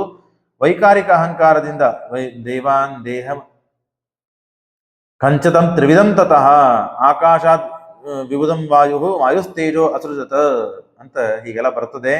ವೈಕಾರಿಕ. ಆಮೇಲೆ ತೇಜಸ ಅಹಂಕಾರದಿಂದ ಇಂದ್ರಿಯಗಳು, ತಾಮಸ ಅಹಂಕಾರದಿಂದ ಪಂಚತನ್ಮಾತ್ರಗಳು, ಅದರಿಂದ ಪಂಚಮಹಾಭೂತಗಳು ತನ್ಮಾತ್ರಗಳಿಂದ ಅಂತ ಇಷ್ಟು ತಿಳಿಸಿ, ಆ ಎಲ್ಲಾ ದೇವತೆಗಳು ಹುಟ್ಟಿದ ಮೇಲೆ ಆ ದೇವತೆಗಳಿಗೆ ಕೆಲಸ ಇಲ್ಲೇ ಖಾಲಿ ಕೂತ್ಬಿಟ್ರು. ಸ್ವಾಮಿ ಏನಾದ್ರೂ ಕೆಲಸ ಕೊಡ್ರಿ, ಬರೇ ನಮ್ಮನ್ನು ಹುಟ್ಟಿಸಿ ಬರೇ ಖಾಲಿ ಕೂಡಿಸಿದ್ರೆ ಹೇಗೆ ನಡೀತದೆ ಅಂದಾಗ ಅವರಂದ್ರು, ಒಂದೊಂದು ತತ್ವಗಳನ್ನು ನಿರ್ಮಾಣ ಮಾಡಿದ್ದೇನೆ, ಆ ತತ್ವಗಳಿಗೆ ನೀವು ತತ್ವಾಭಿಮಾನಿಗಳಾಗ್ಬಿಡ್ರಿ. ಇವತ್ತಿಂದ ನಿಮ್ಮ ಕೆಲಸ ಏನು ತತ್ವಾಭಿಮಾನಿಗಳು. ಈಗ ನಾವು ಒಂದು ಮದುವೆಯಲ್ಲಿ ಒಬ್ಬರಿಗೆ ಒಂದೊಂದು ಜವಾಬ್ದಾರಿ ಒಪ್ಪಿಸ್ತೇವೆ. ಅಡಿಗೆ ಡಿಪಾರ್ಟ್ಮೆಂಟ್ ನಿನಗೆ, ನೀನೆಲ್ಲ ತರಕಾರಿ ನೋಡ್ಕೋಬೇಕು, ಎಲ್ಲ ಸಾಮಾನುಗಳು ನೋಡ್ಕೋಬೇಕು, ನೀರು ಹೋಗುದು ಬರುವುದು ಯಾವ್ರಿಗೂ ಏನು ತೊಂದರೆ ಆಗ್ಬಾರ್ದು, ಅದನ್ನ ನೀರು ನೋಡ್ಕೋಬೇಕು, ಕರೆಂಟ್ ಹೋಗಿ ನೋಡ್ಕೋಬೇಕು ಅಂತೀವಲ್ಲ. ಹಾಗಿದ್ದಂತೆ ಒಂದೊಂದು ತತ್ವಗಳಿವೆ. ಆಯಾ ತತ್ವಗಳಿಗೆ ನೀರಿನ ಅಭಿಮಾನಿ ವರುಣ, ಸೂರ್ಯ ಚಂದ್ರರು ಬೆಳಕು ಕೊಡಬೇಕು, ಅಶ್ವಿನಿ ದೇವತೆಗಳು ಈ ಕೆಲಸ ಅಂತ ಒಬ್ಬೊಬ್ಬರಿಗೆ ಒಂದೊಂದು ತತ್ವಕ್ಕೆ ಅಭಿಮಾನಿಯನ್ನಾಗಿ ಮಾಡಿಬಿಟ್ಟಿದ್ದಾನೆ. ಮಾಡಿ 24 ತತ್ವಗಳಿವೆ, ಸೂಕ್ಷ್ಮ ತತ್ವಗಳು. ಆ ತತ್ವಗಳಿಗೆ ಅಭಿಮಾನಿಯನ್ನಾಗಿ ಪರಮಾತ್ಮ ಅವರಿಗೆಲ್ಲ ಮಾಡಿದ. ಆಗ ಜೀವಾತ್ಮ ಆಮೇಲೆ ಪರಮಾತ್ಮ ತಾನೇನ್ ಮಾಡಿದ, ಆ ಎಲ್ಲ ತತ್ವಗಳನ್ನ ದೇವತೆಗಳಿಗೆ ತತ್ವಾಭಿಮಾನಿಗಳನ್ನಾಗಿ ಮಾಡಬೇಕು ಅಂದಾಗ ತತ್ವಗಳು ಹುಟ್ಟಬೇಕು. ತತ್ವಗಳು ಹುಟ್ಟಲಿಕ್ಕೆ ಪರಮಾತ್ಮ ತನ್ನ ಉದರದಲ್ಲಿ ಅದನ್ನು ಹಾಕಿ ಅದನ್ನು ಬೀಜಾತ್ಮನ ಪರಿಣಮಿಸಿ ಲಕ್ಷ್ಮೀದೇವಿಯ ದ್ವಾರ ಅದನ್ನು ಹೊರಗೆ ತಂದು ದೊಡ್ಡದಾದ ಬ್ರಹ್ಮಾಂಡವನ್ನು ಮಾಡಿದ. ತತ್ವಗಳು ಬರಬೇಕು, ಕರೆಂಟು ಲೈಟು ಫ್ಯಾನು ಬರ್ಬೇಕಂದ್ರೆ ಒಂದು ಮನಿ ಬರ್ಬೇಕಲ್ಲ ಮೊದಲಿಗೆ. ಹಾಗಾಗಿ ಆ ಮನಿಯ ರೂಪೇನ ಪರಮಾತ್ಮ ಒಂದು ಬ್ರಹ್ಮಾಂಡವನ್ನ ನಿರ್ಮಾಣ ಮಾಡಿದ. ಆ ಬ್ರಹ್ಮಾಂಡ ವಿರಾಟ್ ರೂಪದಿಂದ ಪರಮಾತ್ಮ ಇದ್ದು ವ್ಯಾಪಿಸಿ ಸಹಸ್ರ ಶೀರ್ಷ ಪುರುಷ ಇತ್ಯಾದಿ ಅನೇಕ ವೇದಗಳಿಂದ ತಾನು ಪ್ರತಿಪಾದ್ಯನಾಗಿದ್ದಾನೆ, ಸ್ತುತ್ಯನಾಗಿದ್ದಾನೆ. ಅವಯಗಳು ಪರಮಾತ್ಮನದಿವೆ. ಆ ಅವಯಗಳಲ್ಲಿ ತತ್ವಾಭಿಮಾನಿಗಳು ಇದ್ದು ಸಂತೋಷಪಟ್ಟು ಸೇವೆಯನ್ನ ಮಾಡ್ತಾ ಇದ್ದಾರೆ. ಆಗ ಪರಮಾತ್ಮನ ನಾಭಿಕಮಲದಿಂದ ಬ್ರಹ್ಮದೇವರು ಹುಟ್ಟಿದ್ದಾರೆ. ಅದೇ ಬ್ರಹ್ಮಾಂಡ. ಬ್ರಹ್ಮದೇವರಿಗೆ ಪರಮಾತ್ಮ ನವವಿಧವಾದ ಸೃಷ್ಟಿಯನ್ನು ಮಾಡು ಅಂತ ಸೂಚನೆ ಮಾಡಿದ. ತಾವು ತಪಸ್ಸನ್ನು ಮಾಡಿ ದೇವರಿಂದ ಅನುಗ್ರಹ ಪಡಿಸಿ ಎಲ್ಲ ಆಯ್ತು. ಸೃಷ್ಟಿಯನ್ನು ಮಾಡಿ ಆದ ತಕ್ಷಣ ಹಿರಣ್ಯಾಕ್ಷ ಆ ಬ್ರಹ್ಮಾಂಡವನ್ನು ಎತ್ತುಕೊಂಡು ಹೋಗಿ ತಲಾತಲದಲ್ಲಿ ಇಟ್ಟುಬಿಟ್ಟ, ರಸಾತಲದಲ್ಲಿ ಕದ್ದು. ಆಗ ತತ್ವಾಭಿಮಾನಿ ದೇವತೆಗಳು ಒದ್ದಾಡ ಹೊಡಿದ್ರು. ಅಲ್ಲ, ನಾವು ಸೃಷ್ಟಿ ಮಾಡಿ ನಮ್ಗೆ ಕೆಲಸ ಕೊಡಬೇಕು ಅಂತ ವಿಚಾರ ಮಾಡಿದರೆ, ಆಗ ನೋಡಿದರೆ ಇದನ್ನೆಲ್ಲ ಬ್ರಹ್ಮಾಂಡವನ್ನ ಎತ್ತಿಕೊಂಡು ಹೋಗ್ಬಿಟ್ಟಿದ್ದಾನೆ, ಏನ್ ಮಾಡ್ಬೇಕು ಅಂದಾಗ ಮತ್ತೆ ದೇವತೆಗಳು ದೇವರನ್ನ ಪ್ರಾರ್ಥನೆ ಮಾಡಿದಾಗ ಆಗ ಪರಮಾತ್ಮ ವರಾಹ ರೂಪವನ್ನು ತಾಳಿದ. ಏನು ವರಾಹ ರೂಪ, ಎಲ್ಲಿಂದ ತಾಳಿದ ಅಂದ್ರೆ ಬ್ರಹ್ಮದೇವರ ಮೂಗಿನಿಂದ ಹೊರಗೆ ಬಂದ, ಸಣ್ಣದಾದ ಒಳ ರೂಪದಿಂದ ಬಂದು ಬಂದು ಬಂದು ಬೆಳೆದು ಬೆಳೆದು ಬೆಳೆದು ಬ್ರಹ್ಮಾಂಡ 50 ಕೋಟಿ ಯೋಜನ ವಿಸ್ತೀರ್ಣ ಮುಂದೆ ಬರ್ತದೆ. ಆ 50 ಕೋಟಿ ವಿಸ್ತೀರ್ಣವಾದ ಬ್ರಹ್ಮಾಂಡವನ್ನ ಕೋರೆ ಹಲಗಳ ಮೇಲೆ ಇಟ್ಕೊಂಡು ಹೊರಗೆ ಬಂದ ಪರಮಾತ್ಮ, ಅವನನ್ನು ಕೊಂದು. ಹಾಗಾಗಿ ಆದಿವರಾಹ ಅಂತ ಅವನನ್ನು ಕರೀತಾರೆ. ಪರಮಾತ್ಮ ವರಾಹ ರೂಪಿಯಾದ ಪರಮಾತ್ಮ ಬಂದು ಆ ಹಿರಣ್ಯಾಕ್ಷನನ್ನ ಸಂಹಾರ ಮಾಡಿ ಭೂಮಿಯನ್ನ ಮೇಲೆ ತೆಗೆದುಕೊಂಡು ಬಂದಿದ್ದಾನೆ ಅಂತ ನವವಿಧ ಸೃಷ್ಟಿ. ಅಲ್ಲಿ ಆದ್ಯಸ್ತು ಮಹತಸ್ಸರ್ಗ, ಮೊದಲಿಗೆ ಮಹತ್ತತ್ವದ ಸೃಷ್ಟಿ, ಅದ ನಂತರದಲ್ಲಿ ಅಹಂಕಾರದ ಸೃಷ್ಟಿ. ದ್ವಿತೀಯಸ್ತು ಅಹಂತರ ಯತ್ರ ದ್ರವ್ಯಜ್ಞಾನ ಕ್ರಿಯಾದಯ ಭೂತಸರ್ಗ, ತೃತೀಯಸ್ತು ತನ್ಮಯ ದ್ರವ್ಯಶಕ್ತಿಮಾನ್, ಚತುರ್ಥ ಐಂದ್ರಿಕ ಸರ್ಗ ಯಸ್ತು ಜ್ಞಾನ ಕ್ರಿಯಾತ್ಮಕ ವೈಕಾರಿಕೋ ದೇವಸರ್ಗ, ಪಂಚಮೋ ಯನ್ಮಯಂ ಮನಃ, ಷಷ್ಠಸ್ತು ತಮಸಃ ಸರ್ಗ ಅಬುದ್ಧಿಸ್ತು ಕೃತ ಪ್ರಭೋ. ಹೀಗೆ ನಾವು ಹಿಂದಕ್ಕೇನು ಕೇಳಿದೀವಲ್ಲ ಅದೇ ಮಹತ್ತತ್ವ, ಅಹಂಕಾರ, ಭೂತಸರ್ಗ, ಐಂದ್ರಿಯ, ವೈಕಾರಿಕ ಸೃಷ್ಟಿ, ದೇವ ಸೃಷ್ಟಿ, ತಾಮಸ ಸೃಷ್ಟಿ ಅಂತ ಇದು ಪ್ರಾಕೃತವಾದ ಸೃಷ್ಟಿ. ಇನ್ನು ವೈಕೃತ ಸೃಷ್ಟಿ, ನವವಿಧ ಸರ್ಗೋ ನವವಿಧಸ್ತಸ್ಯ ಪ್ರಾಕೃತೋ ವೈಕೃತಸ್ಸು ಯಃ. ಪ್ರಾಕೃತವಾದ ಸೃಷ್ಟಿ, ವೈಕೃತವಾದ ಸೃಷ್ಟಿ. ಪ್ರಾಕೃತವಾದ ಸೃಷ್ಟಿಯಲ್ಲಿ ಯಾವುದು ಬರ್ತದೆ ಅಂದ್ರೆ ಪ್ರಕೃತಿ ಸಂಬಂಧಿಯಾದ ಸೃಷ್ಟಿ. ಪ್ರಕೃತಿ ಅಂತಂದ್ರೆ ಮೂಲ ಪ್ರಕೃತಿ. ಹಾಗೆ ಚೇತನಾತ್ಮಕವಾದ ಪ್ರಕೃತಿ ಒಂದಿದೆ, ಜಡಾತ್ಮಕವಾದ ಪ್ರಕೃತಿ. ಆ ಜಡಾತ್ಮಕವಾದ ಪ್ರಕೃತಿಯಿಂದಲೇನೆ ಈ ಅಹಂಕಾರ ತತ್ವಗಳು, ಮಹತ್ತತ್ವಗಳು ತಮಸ್ಸು ಇಲ್ಲಿವರೆಗೆ ಬಂದಿದೆ. ಇನ್ನು ವೈಕೃತವಾದ ಸೃಷ್ಟಿ, ಮುಖ್ಯ ಸ್ರೋತ, ಅರ್ವಾಕ್ ಸ್ರೋತ ಮತ್ತು ಉತ್ಸ್ರೋತ ಅಂತ 3 ಸೃಷ್ಟಿಗಳಿವೆ. ಅದರಲ್ಲಿ ಅರ್ವಾಕ್ ಸ್ರೋತ ಒಳಗೆ ಮನುಷ್ಯ ಹುಟ್ಟಿದ್ದಾನೆ. ಸಾತ್ವಿಕರು, ತಾಮಸರು, ರಾಜಸರು ಅಂತ 3 ವಿಧವಾದಂತಹ ಮನುಷ್ಯರಲ್ಲಿ ವಿಭಾಗ. ಇನ್ನ ಉತ್ಸ್ರೋತ, ಅದರಲ್ಲಿ ವನಸ್ಪತಿಗಳು, ವೃಕ್ಷ, ಸರ್ಪ, ನಾಗ, ಅನೇಕ ಜಂತು ಜಾತಿಗಳು ಇದರಲ್ಲಿ ಹುಟ್ಟಿದೆ. ಆಮೇಲೆ ಪ್ರಾಣಿಗಳು ಸೃಷ್ಟಿ. ಹೀಗೆ 28 ಥರದ, ನಾವು 84 ಲಕ್ಷ ಕೋಟಿ ಯೋನಿಗಳಾದ ಮೇಲೆ ಮಾನವ ಸೃಷ್ಟಿ ಬರ್ತದೆ ಅಂತ ಸುಮ್ಮನೆ ಅದನ್ನ ಲೆಕ್ಕಕ್ಕಾಗಿ ತೋರಿಸಿದ್ದು. ಅನಂತಾನಂತ ಯೋನಿಗಳಿವೆ, ಒಂದೊಂದು ಯೋನಿನೂ ಅನಂತ ಇದೆ, ಅದು ಪರಮಾತ್ಮನಿಗೆ ಗೊತ್ತದ್ದು. ಹಾಗಾಗಿ ಆ ನಮ್ಮ ಅವಸ್ಥೆ ಎಲ್ಲಿ ಬರ್ತದೆ ಅಂತಂದ್ರೆ, ನಾವು ಅರ್ವಾಕ್ಷೋತ ಅಂದ್ರೆ ತಲೆಯನ್ನ ತಳಗಡೆ ಹಾಕಿಕೊಂಡು ಹೊರಗೆ ಬರುವನು ಯೋನಿಯಿಂದ. ಹಾಗಾಗಿ ನಮಗೆ ಅರ್ವಾಕ್ಷೋತ ಅಂತ ಕರೀತಾರೆ. ಮತ್ತು ಅಷ್ಟೇ ಅಲ್ಲದೇನೆ, ತಪ್ಪು ಕೆಲಸ ಮಾಡಬೇಕು ಅಂದ್ರೆ ಕೈ ಎತ್ತಿ ನಿಂತವನು ಮನುಷ್ಯ. ಸಾಮಾನ್ಯವಾಗಿ ಅವನ ಸ್ವಭಾವವಾಗಿದೆ ಅದು. ಒಳ್ಳೆ ಕೆಲಸ ಮಾಡ್ತಾನೆ ಅಂತ ಅನ್ನೋದು ಎಷ್ಟು ನಿಜನೋ ಅಷ್ಟೇ ತಪ್ಪು ಕೆಲಸ. ಮನುಷ್ಯನಿಗೆ ಒಳ್ಳೆ ಕೆಲಸ ಮಾಡ್ತಾನೆ ಅಂತ ಅನ್ನೋದಕ್ಕೇನು ಭರವಸೆ ಕೊಡಬಹುದು ಅವನು, ನೋಡ್ರಿಪ್ಪ ಇಂಥ ಕೆಲಸ ಮಾಡ್ಬೇಕು. ಆದ್ರೆ ಕೆಟ್ಟ ಕೆಲಸ ಮಾಡಬಾರ ಅಂತ ಹೇಳಲಿಕ್ಕೆ ಅವನಿಗೆ ಭರವಸೆ ಕೊಡ್ಲಿಕ್ಕೆ ಸಾಧ್ಯ ಇಲ್ಲ. ಅದಕ್ಕೆ ದಾಸರು ಹೇಳ್ತಾರಲ್ಲ, ದುರ್ಜನ ಸಂಘ ಬಿಡಿಸದಿದ್ದರೆ ನಿನಗೆ ಆಣೆ, ಸಜ್ಜನ ಸಂಘ ಮಾಡದೇ ಇದ್ರೆ ನನಗಾಣೆ. ಸಜ್ಜನ ಸಂಘ ಮಾಡ್ಲಿಕ್ಕೆ ಏನ್ ತಪ್ಪಿಲ್ಲ, ಏನ್ ಬಹಳ ಎಲ್ಲರೂ ಕೂತಿರ್ತಾರಲ್ಲ, ಹೋಗಿ ಕೂಡ್ಲಿಕ್ಕೆ ನನಗೇನು ಸಮಸ್ಯೆ ಇಲ್ಲ. ಆದ್ರೆ ಕೆಟ್ಟ ಜನರ ಸಂಘ ಮಾಡಬೇಡ ಅಂತ ಅನ್ಲಿಕ್ಕೆ, ಮಾಡುದಿಲ್ಲ ಅಂತ ನಾನು ಅನ್ಲಿಕ್ಕೆ ನನಗೆ ಧೈರ್ಯ ಇಲ್ಲ. ಯಾಕಂದ್ರೆ ಅದು ಅನಾಯಾಸೇನೆ ಆಗಿಬಿಡ್ತದೆ. ನಮ್ಮವ್ರು ತಪ್ಪು ತಿಳ್ಕೊಳ್ತಾರೆ ಅಂತನ್ನುವ ಬಿಡಕ್ಕಾಗಿ ನಾವು ಏನೋ ಪ್ರಸಂಗ ಬಂದು ಅವರ ಸಂಘ ಆಗ್ಬಿಡ್ತದೆ. ಹಾಗಾಗದಿದ್ದಂತೆ ನೋಡ್ಕೊಳ್ಬೇಕು. ಅದಕ್ಕೆ ಇಲ್ಲಿ ತಿಳಿಸ್ಕೊಡ್ತದೆ. ಅರ್ವಾಕ್ಷೋತ ಆ ಮನುಷ್ಯನ ಸ್ವಭಾವ, ಅದು ಏನ್ ಮಾಡ್ಲಿಕ್ಕೆ ಸಾಧ್ಯ ಇಲ್ಲ. ಹಾಗಾಗಿ ಆಗಿದೆ. ಈಗ ನಮಗೆ ಕಾಲದ ಮಹಿಮೆಯನ್ನ ಹೇಳಬೇಕು. ಕಾಲ ಅಂದ್ರೆ ಏನು ನಮಗೆ ತಿಳಿಲಿಲ್ಲ. ಕಾಲಾತೀತ ಅಂತಂದ್ರಿ ಇಲ್ಲಿ ನಮಗೆ ದಶಲಕ್ಷಣಂ ಪ್ರೋಕ್ತಂ, 10 ಲಕ್ಷಣಗಳಿದೆ ಅಂತ ನೀವು ತಿಳಿಸಿಕೊಟ್ರಿ. ಅದರೊಳಗೆ ಕಾಲದ ಲಕ್ಷಣ ಏನು, ಕಾಲ ಏನು ಅದನ್ನು ತಿಳಿಸಿಕೊಡ್ರಿ ಅಂತಂದಾಗ ಹೇಳ್ತೇವೆ ಅಂತಂದ್ರು, ಚರಮ ಸದ್ವಿಶೇಷಾಣ ಅನೇಕ ಸಂಯುತ ಸದಾ ಪರಮಾಣು ಸವಿಜ್ಞೇಯ ನೃಣಾಂ ಐಕ್ಯ ಭ್ರಮೋ ಯತಃ ಕಾಲಸ್ಸ ಪರಮಾಣು ವೈರ್ಯಃ ಭುಂಕ್ತೆ ಪರಮಾಣುತಾಂ ಅವಿಭಾಗ ಪರಾಣುತ. ಅನೇಕ ಶಾಸ್ತ್ರದಲ್ಲಿ ಗ್ರಂಥಗಳಲ್ಲಿ ಪರಮಾಣುವ ಲಕ್ಷಣ ಬಂದಿದೆ. ಯಾವುದನ್ನ ಅನೇಕ ಜನ ಏನ್ ಹೇಳ್ತಾರೆ, ಯಾವುದನ್ನ ವಿಭಾಗ ಮಾಡ್ಲಿಕ್ಕೆ ಬರುವುದಿಲ್ಲ ನೋಡ್ರಿ ಅದು ಪರಮಾಣು ಅಂತ ಹೇಳಿದ್ದಾರೆ. ಯಾವುದನ್ನ ವಿಭಾಗ ಮಾಡ್ಲಿಕ್ಕೆ ಬರುವುದಿಲ್ಲ ಅದು ಪರಮಾಣು. ನಮ್ಮಲ್ಲಿ ಆ ಶಾಸ್ತ್ರದಲ್ಲಿ ನಮ್ಮಲ್ಲಿಲ್ಲ. ಎಷ್ಟು ವಿಭಾಗಗಳಾಗಿ ಕೊನೆ ಒಂದು ಅಂಶವನ್ನು ತೆಗೆದುಕೊಂಡು ಬಂದ್ರು ಅದರಲ್ಲಿಯೂ ಅನಂತ ಅಂಶಗಳಿವೆ. ಪರಮಾಣುಗಳಲ್ಲಿ ಅನಂತ ಬ್ರಹ್ಮಾಂಡಗಳಿವೆ. ಅದು ದೇವರಿಗೆ ಸಾಧ್ಯ. ದೇವರು ನೋಡ್ತಾನೆ, ದೇವರು ಇಡ್ತಾನೆ. ಅನಂತ ಶಕ್ತಿ, ಅಚಿಂತ್ಯ ಶಕ್ತಿ ಪರಮಾತ್ಮನಿಗೆ. ಹಾಗಾಗಿ ಅಪರಿವರ್ತಿತ ಅನಂತ ನಾವೀಗ ಜೋಳ, ಗೋಧಿ ಅದನ್ನ ಹಿಟ್ಟು ಮಾಡ್ಕೊಂಡು ಬರ್ತೇವೆ. ಹಿಟ್ಟು ಮಾಡ್ಕೊಂಡು ಬಂದ ಮೇಲೆ ಅದನ್ನ ಹೀಗೆ ತೂರ್ತೇವೆ. ತೂರಿದಾಗ ನಿಮಗೇನು ಕಣಗಳು ಕಾಣುತ್ತದಲ್ಲ, ಅದ್ರೊಳಗಿಂದ ಯಾವುದೋ ಒಂದು ಸಣ್ಣ ನಮಗೆ ಕೈಗೆ ಸಿಗುವುದೇ ಇಲ್ಲ. ಅದು ಒಂದೇ ಒಂದು ಈ ಹಿಟ್ಟುಗಳಲ್ಲಿ ಯಾವುದೋ ಒಂದು ಸಣ್ಣ ಕಣ ನಮಗೆ ಹೇಗೆ ಸಿಕ್ಕ ಸಾಧ್ಯ? ಆದ್ರೂ ಸಿಕ್ತು ಅಂತಂದ್ರೆ ಅದರಲ್ಲಿ ಅನಂತ ಅಂಶಗಳಿವೆ ಅಂತ ನಮ್ಮ ಸಿದ್ಧಾಂತ. ಅದು ಸಾಕ್ಷಿ ಸಿದ್ಧನೂ ಹೌದು. ಹಾಗಾಗಿ ಅದರೊಳಗೆ ಅದಕ್ಕೆ ಯಾವ ಹಿಟ್ಟು ನಮಗೆ ಕಾಣುತ್ತದೆ, ಅಥವಾ ಬೆಳಕಿಂಡಿ ಅಂತ ಕರೀತಾರೆ. ಆ ಬೆಳಕಿಂಡಿಯಲ್ಲಿ ನಮಗೆ ಸೂರ್ಯನ ಪ್ರಕಾಶ ಭೂಮಿಯಲ್ಲಿ ಬೀಳುತ್ತದೆ. ಮನೆಯಲ್ಲಿ ಬಿದ್ದಾಗ ಅದರಲ್ಲಿ ಏನೋ ಸಣ್ಣ ಹುಳಗಳು ಕಂಡಂತೆ ಏನೋ ಡಾಟ್ಗಳು ಕಾಣುತ್ತದೆ, ಪರಮಾಣುಗಳು. ಅದು ತ್ರಣುಕ ಅಂತ ಕರೀತಾರೆ. ಕಣ್ಣಿಗೆ ಕಾಣುವ ವಸ್ತು ನಮಗೆ ತ್ರಣುಕ. ಆ ಪರಮಾಣುಗಳು 2 ಸೇರಿದರೆ ದ್ರಣುಕ, 3 ಪದಾರ್ಥಗಳು 3 ದ್ರಣುಕಗಳು ಸೇರಿದರೆ ತ್ರಣುಕ. ಆ ತ್ರಣುಕ ನಮ್ಮ ಕಣ್ಣಿಗೆ ಕಾಣುತ್ತದೆ ಅಂತ.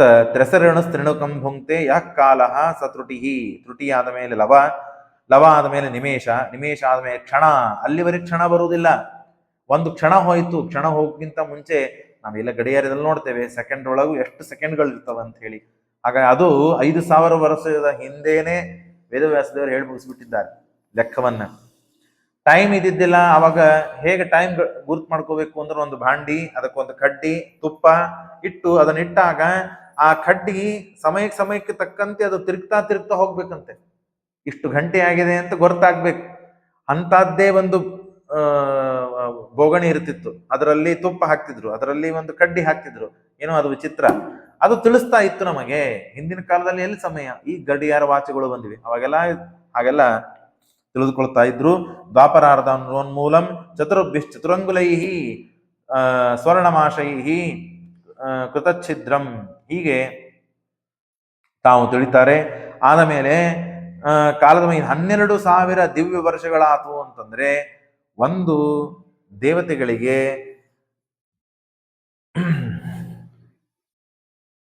ನಮಗೆ ಸಾಮಾನ್ಯವಾಗಿ 360 ದಿನ ಆತಂದ್ರೆ ಒಂದು ವರ್ಷ ನಮಗೆ. ಆದರೆ ದೇವತೆಗಳಿಗೆ 360 ದಿನಗಳಾದ್ರೆ ಒಂದು ವರ್ಷ ಇದ್ರೆ ಅವರಿಗೆ ಒಂದು ದಿನ ಅಂತ ಕರೀತದೆ. ಅದಕ್ಕೆ ಅಂಥದ್ದು 360 ಅಂದ್ರೆ ನಮಗೆ ಏನಾಗ್ತದೆ 360 ವರ್ಷ. 360 ವರ್ಷ ಅಂದ್ರೆ ನಾವು 3 ಬಾರಿ ಹುಟ್ಟಬಹುದು, ಅದರೊಳಗೆ 3 ಬಾರಿ ಹುಟ್ಟಿ ಸಾಯ್ಬೋದು 100 ವರ್ಷ ಅಂತ ಇದ್ರೆ. ಅಂಥದ್ದು ಅವರಿಗೆ ಒಂದು ದಿನ ಅಂತ ಆಗ್ತದೆ. ಅದು 100 ವರ್ಷ ಆತಂದ್ರೆ ಒಂದು ದಿವ್ಯ ಸಹಸ್ರ. 12,000 ವರ್ಷಗಳಾತಂದ್ರೆ ಒಂದು ದೇವತೆಗಳಿಗೆ ಒಂದು ದಿವ್ಯ ಸಹಸ್ರ ವರ್ಷ ಅಂತ ಕರೀತಾರೆ. ಆಗ ಅವರಿಗೆ ಶುಕ್ಲ ಪಕ್ಷ, ಸಾಮಾನ್ಯವಾಗಿ ಶುಕ್ಲ ಪಕ್ಷ ಅವರಿಗೆ ಬೆಳಗ್ಗೆ, ಕೃಷ್ಣ ಪಕ್ಷ ರಾತ್ರಿ, ಯಾರು ದೇವತೆಗಳಿಗೆ. ಹೀಗೆ 7 ದಿನಗಳಾಗಬೇಕು. ಅನಂತರದಲ್ಲಿ 7 ದಿನಗಳದ್ದು 2 ದಿನ ಆಯ್ತು ಅಂದ್ರೆ ಒಂದು ಸಪ್ತಾಹ, 15 ದಿವಸ. 15 ದಿವಸದ್ದು 2 ಭಾಗ ಆತಂದ್ರೆ ಒಂದು ಶುಕ್ಲ ಪಕ್ಷ, ಒಂದು ಕೃಷ್ಣ ಪಕ್ಷ, ಆದರೆ ಒಂದು ತಿಂಗಳು ಅಂತ ಆಗ್ತದೆ. ಹೀಗೆ ಆಗಿ 12,000 ದಿವ್ಯ ವರ್ಷಗಳು ಆತು ಅಂತಂದ್ರೆ ಅವರಿಗೆ ಒಂದು ದಿನ, ಒಂದು ಮಹಾಯುಗ ಅಂತ ಆಗ್ತದೆ. ಅದರಲ್ಲಿ 12,000 ವರ್ಷಗಳು ದಿವ್ಯ ಸಾವಿರ, ಅದರೊಳಗೆ ಕೃತಯುಗ, ತ್ರೇತಾಯುಗ, ದ್ವಾಪರಯುಗ, ಕಲಿಯುಗ, 4 ಯುಗಗಳು ಸೇರ್ತದೆ 12,000 ವರ್ಷಗಳಲ್ಲಿ. ನಾವು ಪಂಚಾಂಗ ಶ್ರವಣದಲ್ಲಿ ಸಾಮಾನ್ಯವಾಗಿ ತಿಳಿದಿರ್ತೇವೆ. ಅದರಲ್ಲಿ 4,800 ವರ್ಷ ಇದು ದಿವ್ಯ ಸಹಸ್ರ ವರ್ಷ. ತ್ರೇತಾಯುಗದ್ದು 3,06,600 ವರ್ಷ, 3,600 ವರ್ಷ. 2,400 ವರ್ಷ ದ್ವಾಪರ ಯುಗದ್ದು, 1,200 ವರ್ಷದ ಕಲಿಯುಗದ್ದು.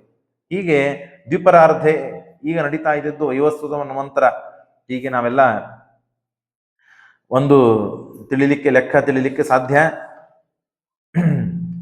ಒಂದು ಪರಾಪರ ಅಂತ ಕರೀತಾರೆ.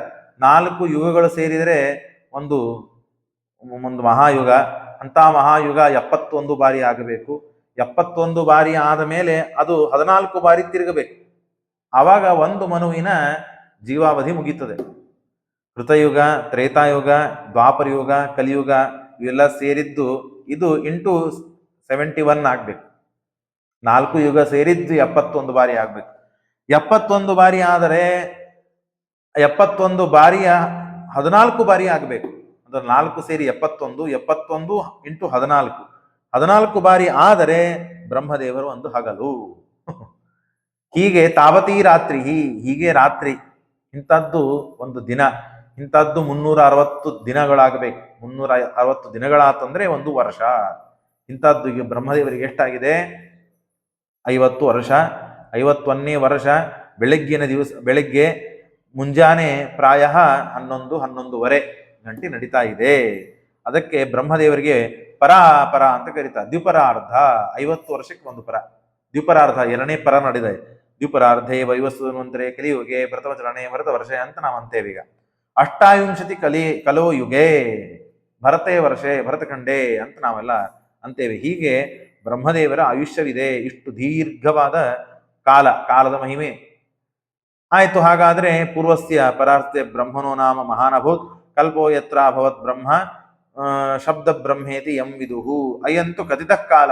ಆಯ್ತರಪ್ಪ, ಏನೋ ಒಂದು ವಿಚಾರ ಮಾಡಿ ಕೊನೆಗೆ ಬ್ರಹ್ಮದೇವರಿಗೆ ಒಂದು 100 ವರ್ಷ ಫಿಕ್ಸ್ ಮಾಡಿದ್ರಿ. ಇಷ್ಟು ಅಂತ ಗ್ಯಾರಂಟಿ ಆಯ್ತು. ಆಯ್ತು, ಬ್ರಹ್ಮದೇವರು ಇವತ್ತಿಲ್ಲ ನಾಳೆ ಪ್ರಳಯ ಆದ್ಮೇಲೆ ಹೋಗ್ತಾರೆ. 100 ವರ್ಷ ಹೆಂಗಾದ್ರೂ ಮಾಡಿ ಲೆಕ್ಕ ಹಾಕಿ ಮಾಡಿದರೆ, ಹಾಗೆ ದೇವರ ಲೆಕ್ಕನೂ ಹಾಕ್ಲಿಕ್ಕೆ ಬರ್ತದಲ್ಲ. ದೇವರು ಎಷ್ಟು ವರ್ಷ ಬದುಕ್ತಾನೆ ಅಂತ ವಿಚಾರ ಮಾಡ್ಲಿಕ್ಕೂ ಬರ್ತದಲ್ಲ.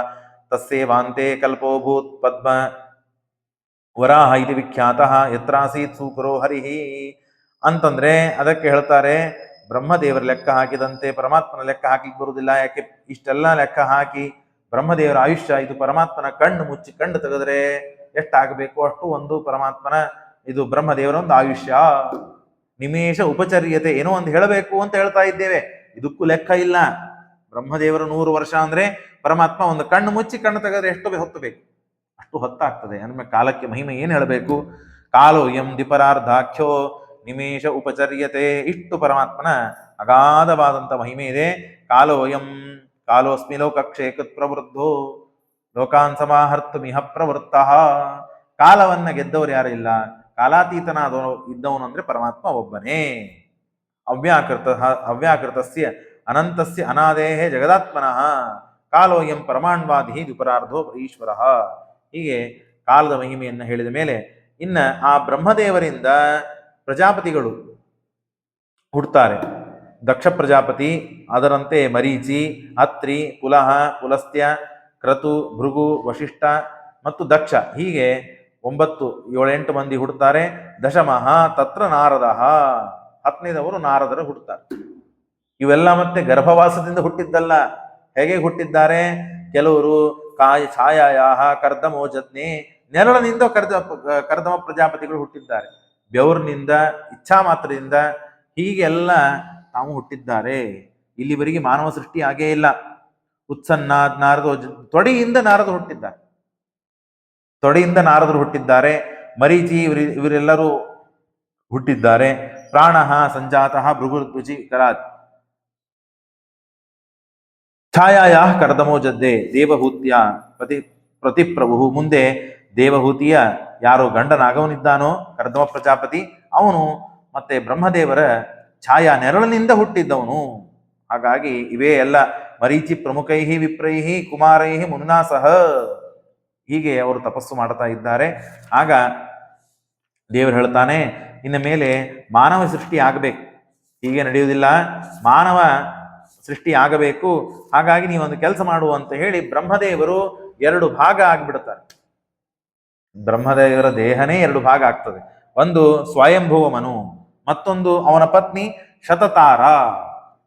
ಅದು ಬ್ರಹ್ಮದೇವರೇ, ಬೇರೆ ಅಲ್ಲ. ಅವರು 2 ಭಾಗ ಹೋಗ್ತಾರೆ. ಆ ಸ್ವಯಂಭುವ ಮನು ಮತ್ತು ಶತತಾರ ಅವರಲ್ಲಿ ಹುಟ್ಟಿದವರೇ ಉತ್ಥಾನಪಾದ, ಪ್ರಿಯವ್ರತ ಮತ್ತು ಉತ್ಥಾನಪಾದ. ಪ್ರಿಯವ್ರತನ ಕಥೆಯನ್ನು ಮುಂದೆ ಕೇಳ್ತೇವೆ, ಉತ್ಥಾನಪಾದ ಕಥೆಯನ್ನು ಕೇಳ್ತೇವೆ. ಮತ್ತು 3 ಮಂದಿ ಹೆಣ್ಣು ಮಕ್ಕಳು ಆಗಿದ್ದಾರೆ, ಆಕೂತಿ, ಪ್ರಸೂತಿ ಮತ್ತು ದೇವಹೂತಿ ಅಂತ. ಆಕೂತಿಯನ್ನ ರುಚಿ ಪ್ರಜಾಪತಿಗಳಿಗೆ ಕೊಡ್ತಾರೆ, ಅಲ್ಲಿ ಯಜ್ಞನಾಮಕನಾದ ಪರಮಾತ್ಮ ಹುಟ್ಟವನಿದ್ದಾನೆ. ಇನ್ನ ಪ್ರಸೂತಿ ದಕ್ಷ ಪ್ರಜಾಪತಿಗೆ ಕೊಡ್ತಾನೆ. ಆ ದಕ್ಷ ಪ್ರಜಾಪತಿಯ ಅಲ್ಲೇನೆ 16 ಜನ ಹೆಣ್ಣು ಮಕ್ಕಳು, ಅದರಲ್ಲಿ ಸತೀದೇವಿಯ ದಾಹ ಚರಿತ್ರೆಯನ್ನು ಕೇಳುವರಿದ್ದೀರಿ. ದೇವಹೂತಿ ಕರ್ದಮ ಪ್ರಜಾಪತಿಗಳಿಗೆ ಕೊಟ್ಟು ಮದುವೆ ಮಾಡ್ತಾರೆ ಅಂತ ಸುದ್ದಿಯನ್ನ ಈಗ ನಾವು ಕೇಳ್ತೇವೆ. ಆಗ ಹುಟ್ಟಿದ ಮೇಲೆ ಸ್ವಯಂಭೂವನು ವಿಚಾರ ಮಾಡಿದ, ದೇವಹೂತಿ ಇದ್ದಾಳೆ, ಬಹಳ ಉತ್ತಮ ಸ್ತ್ರೀ ಕನ್ಯೆ, ಅವನಿಗಾಗಿ ಉತ್ತಮ ಮತ್ತು ವರ ಬೇಕು. ಹಾಗಾಗಿ ಏನ್ ಮಾಡ್ಬೇಕು ಅಂತ ವಿಚಾರ ಮಾಡ್ತಾ ಇದ್ದಾಗ, ನೀನೇನು ಕಾಳಜಿ ಮಾಡಬೇಡ, ನಾರದರಿಂದ ಹುಟ್ಟಿದಾರಭ್ಯ ಆ ಕರ್ದಮರ ಎಲ್ಲ ಮಹಿಮೆಗಳನ್ನ ಕೇಳ್ತಾ ಇರ್ತಾಳೆ. ಯಾರು? ದೇವಹೂತಿ. ಮದುವೆ ಮಾಡಿಕೊಂಡ್ರೆ ನಾನು ಕರ್ದಮ ಪ್ರಜಾಪತಿಗಳನ್ನೇ ಮದುವೆ ಮಾಡ್ಕೊಳ್ತೇನೆ ಅಂತ ತಾನು ಹಠ ಹಿಡಿದಿರ್ತಾಳೆ. ಹಾಗೆ ಆ ಕಡೆಗೆ ಕರ್ದಮ ಪ್ರಜಾಪತಿಗಳು ಕೂಡ ಹುಟ್ಟಿದಾರಭ್ಯ ಯಾವಾಗ ಬ್ರಹ್ಮದೇವರಿಂದ ಛಾಯೆಯಿಂದ ಹುಟ್ಟಿದರೋ ಆಗ ತಪಸ್ಸು ಮಾಡ್ತಾ ಇದ್ದಾರೆ.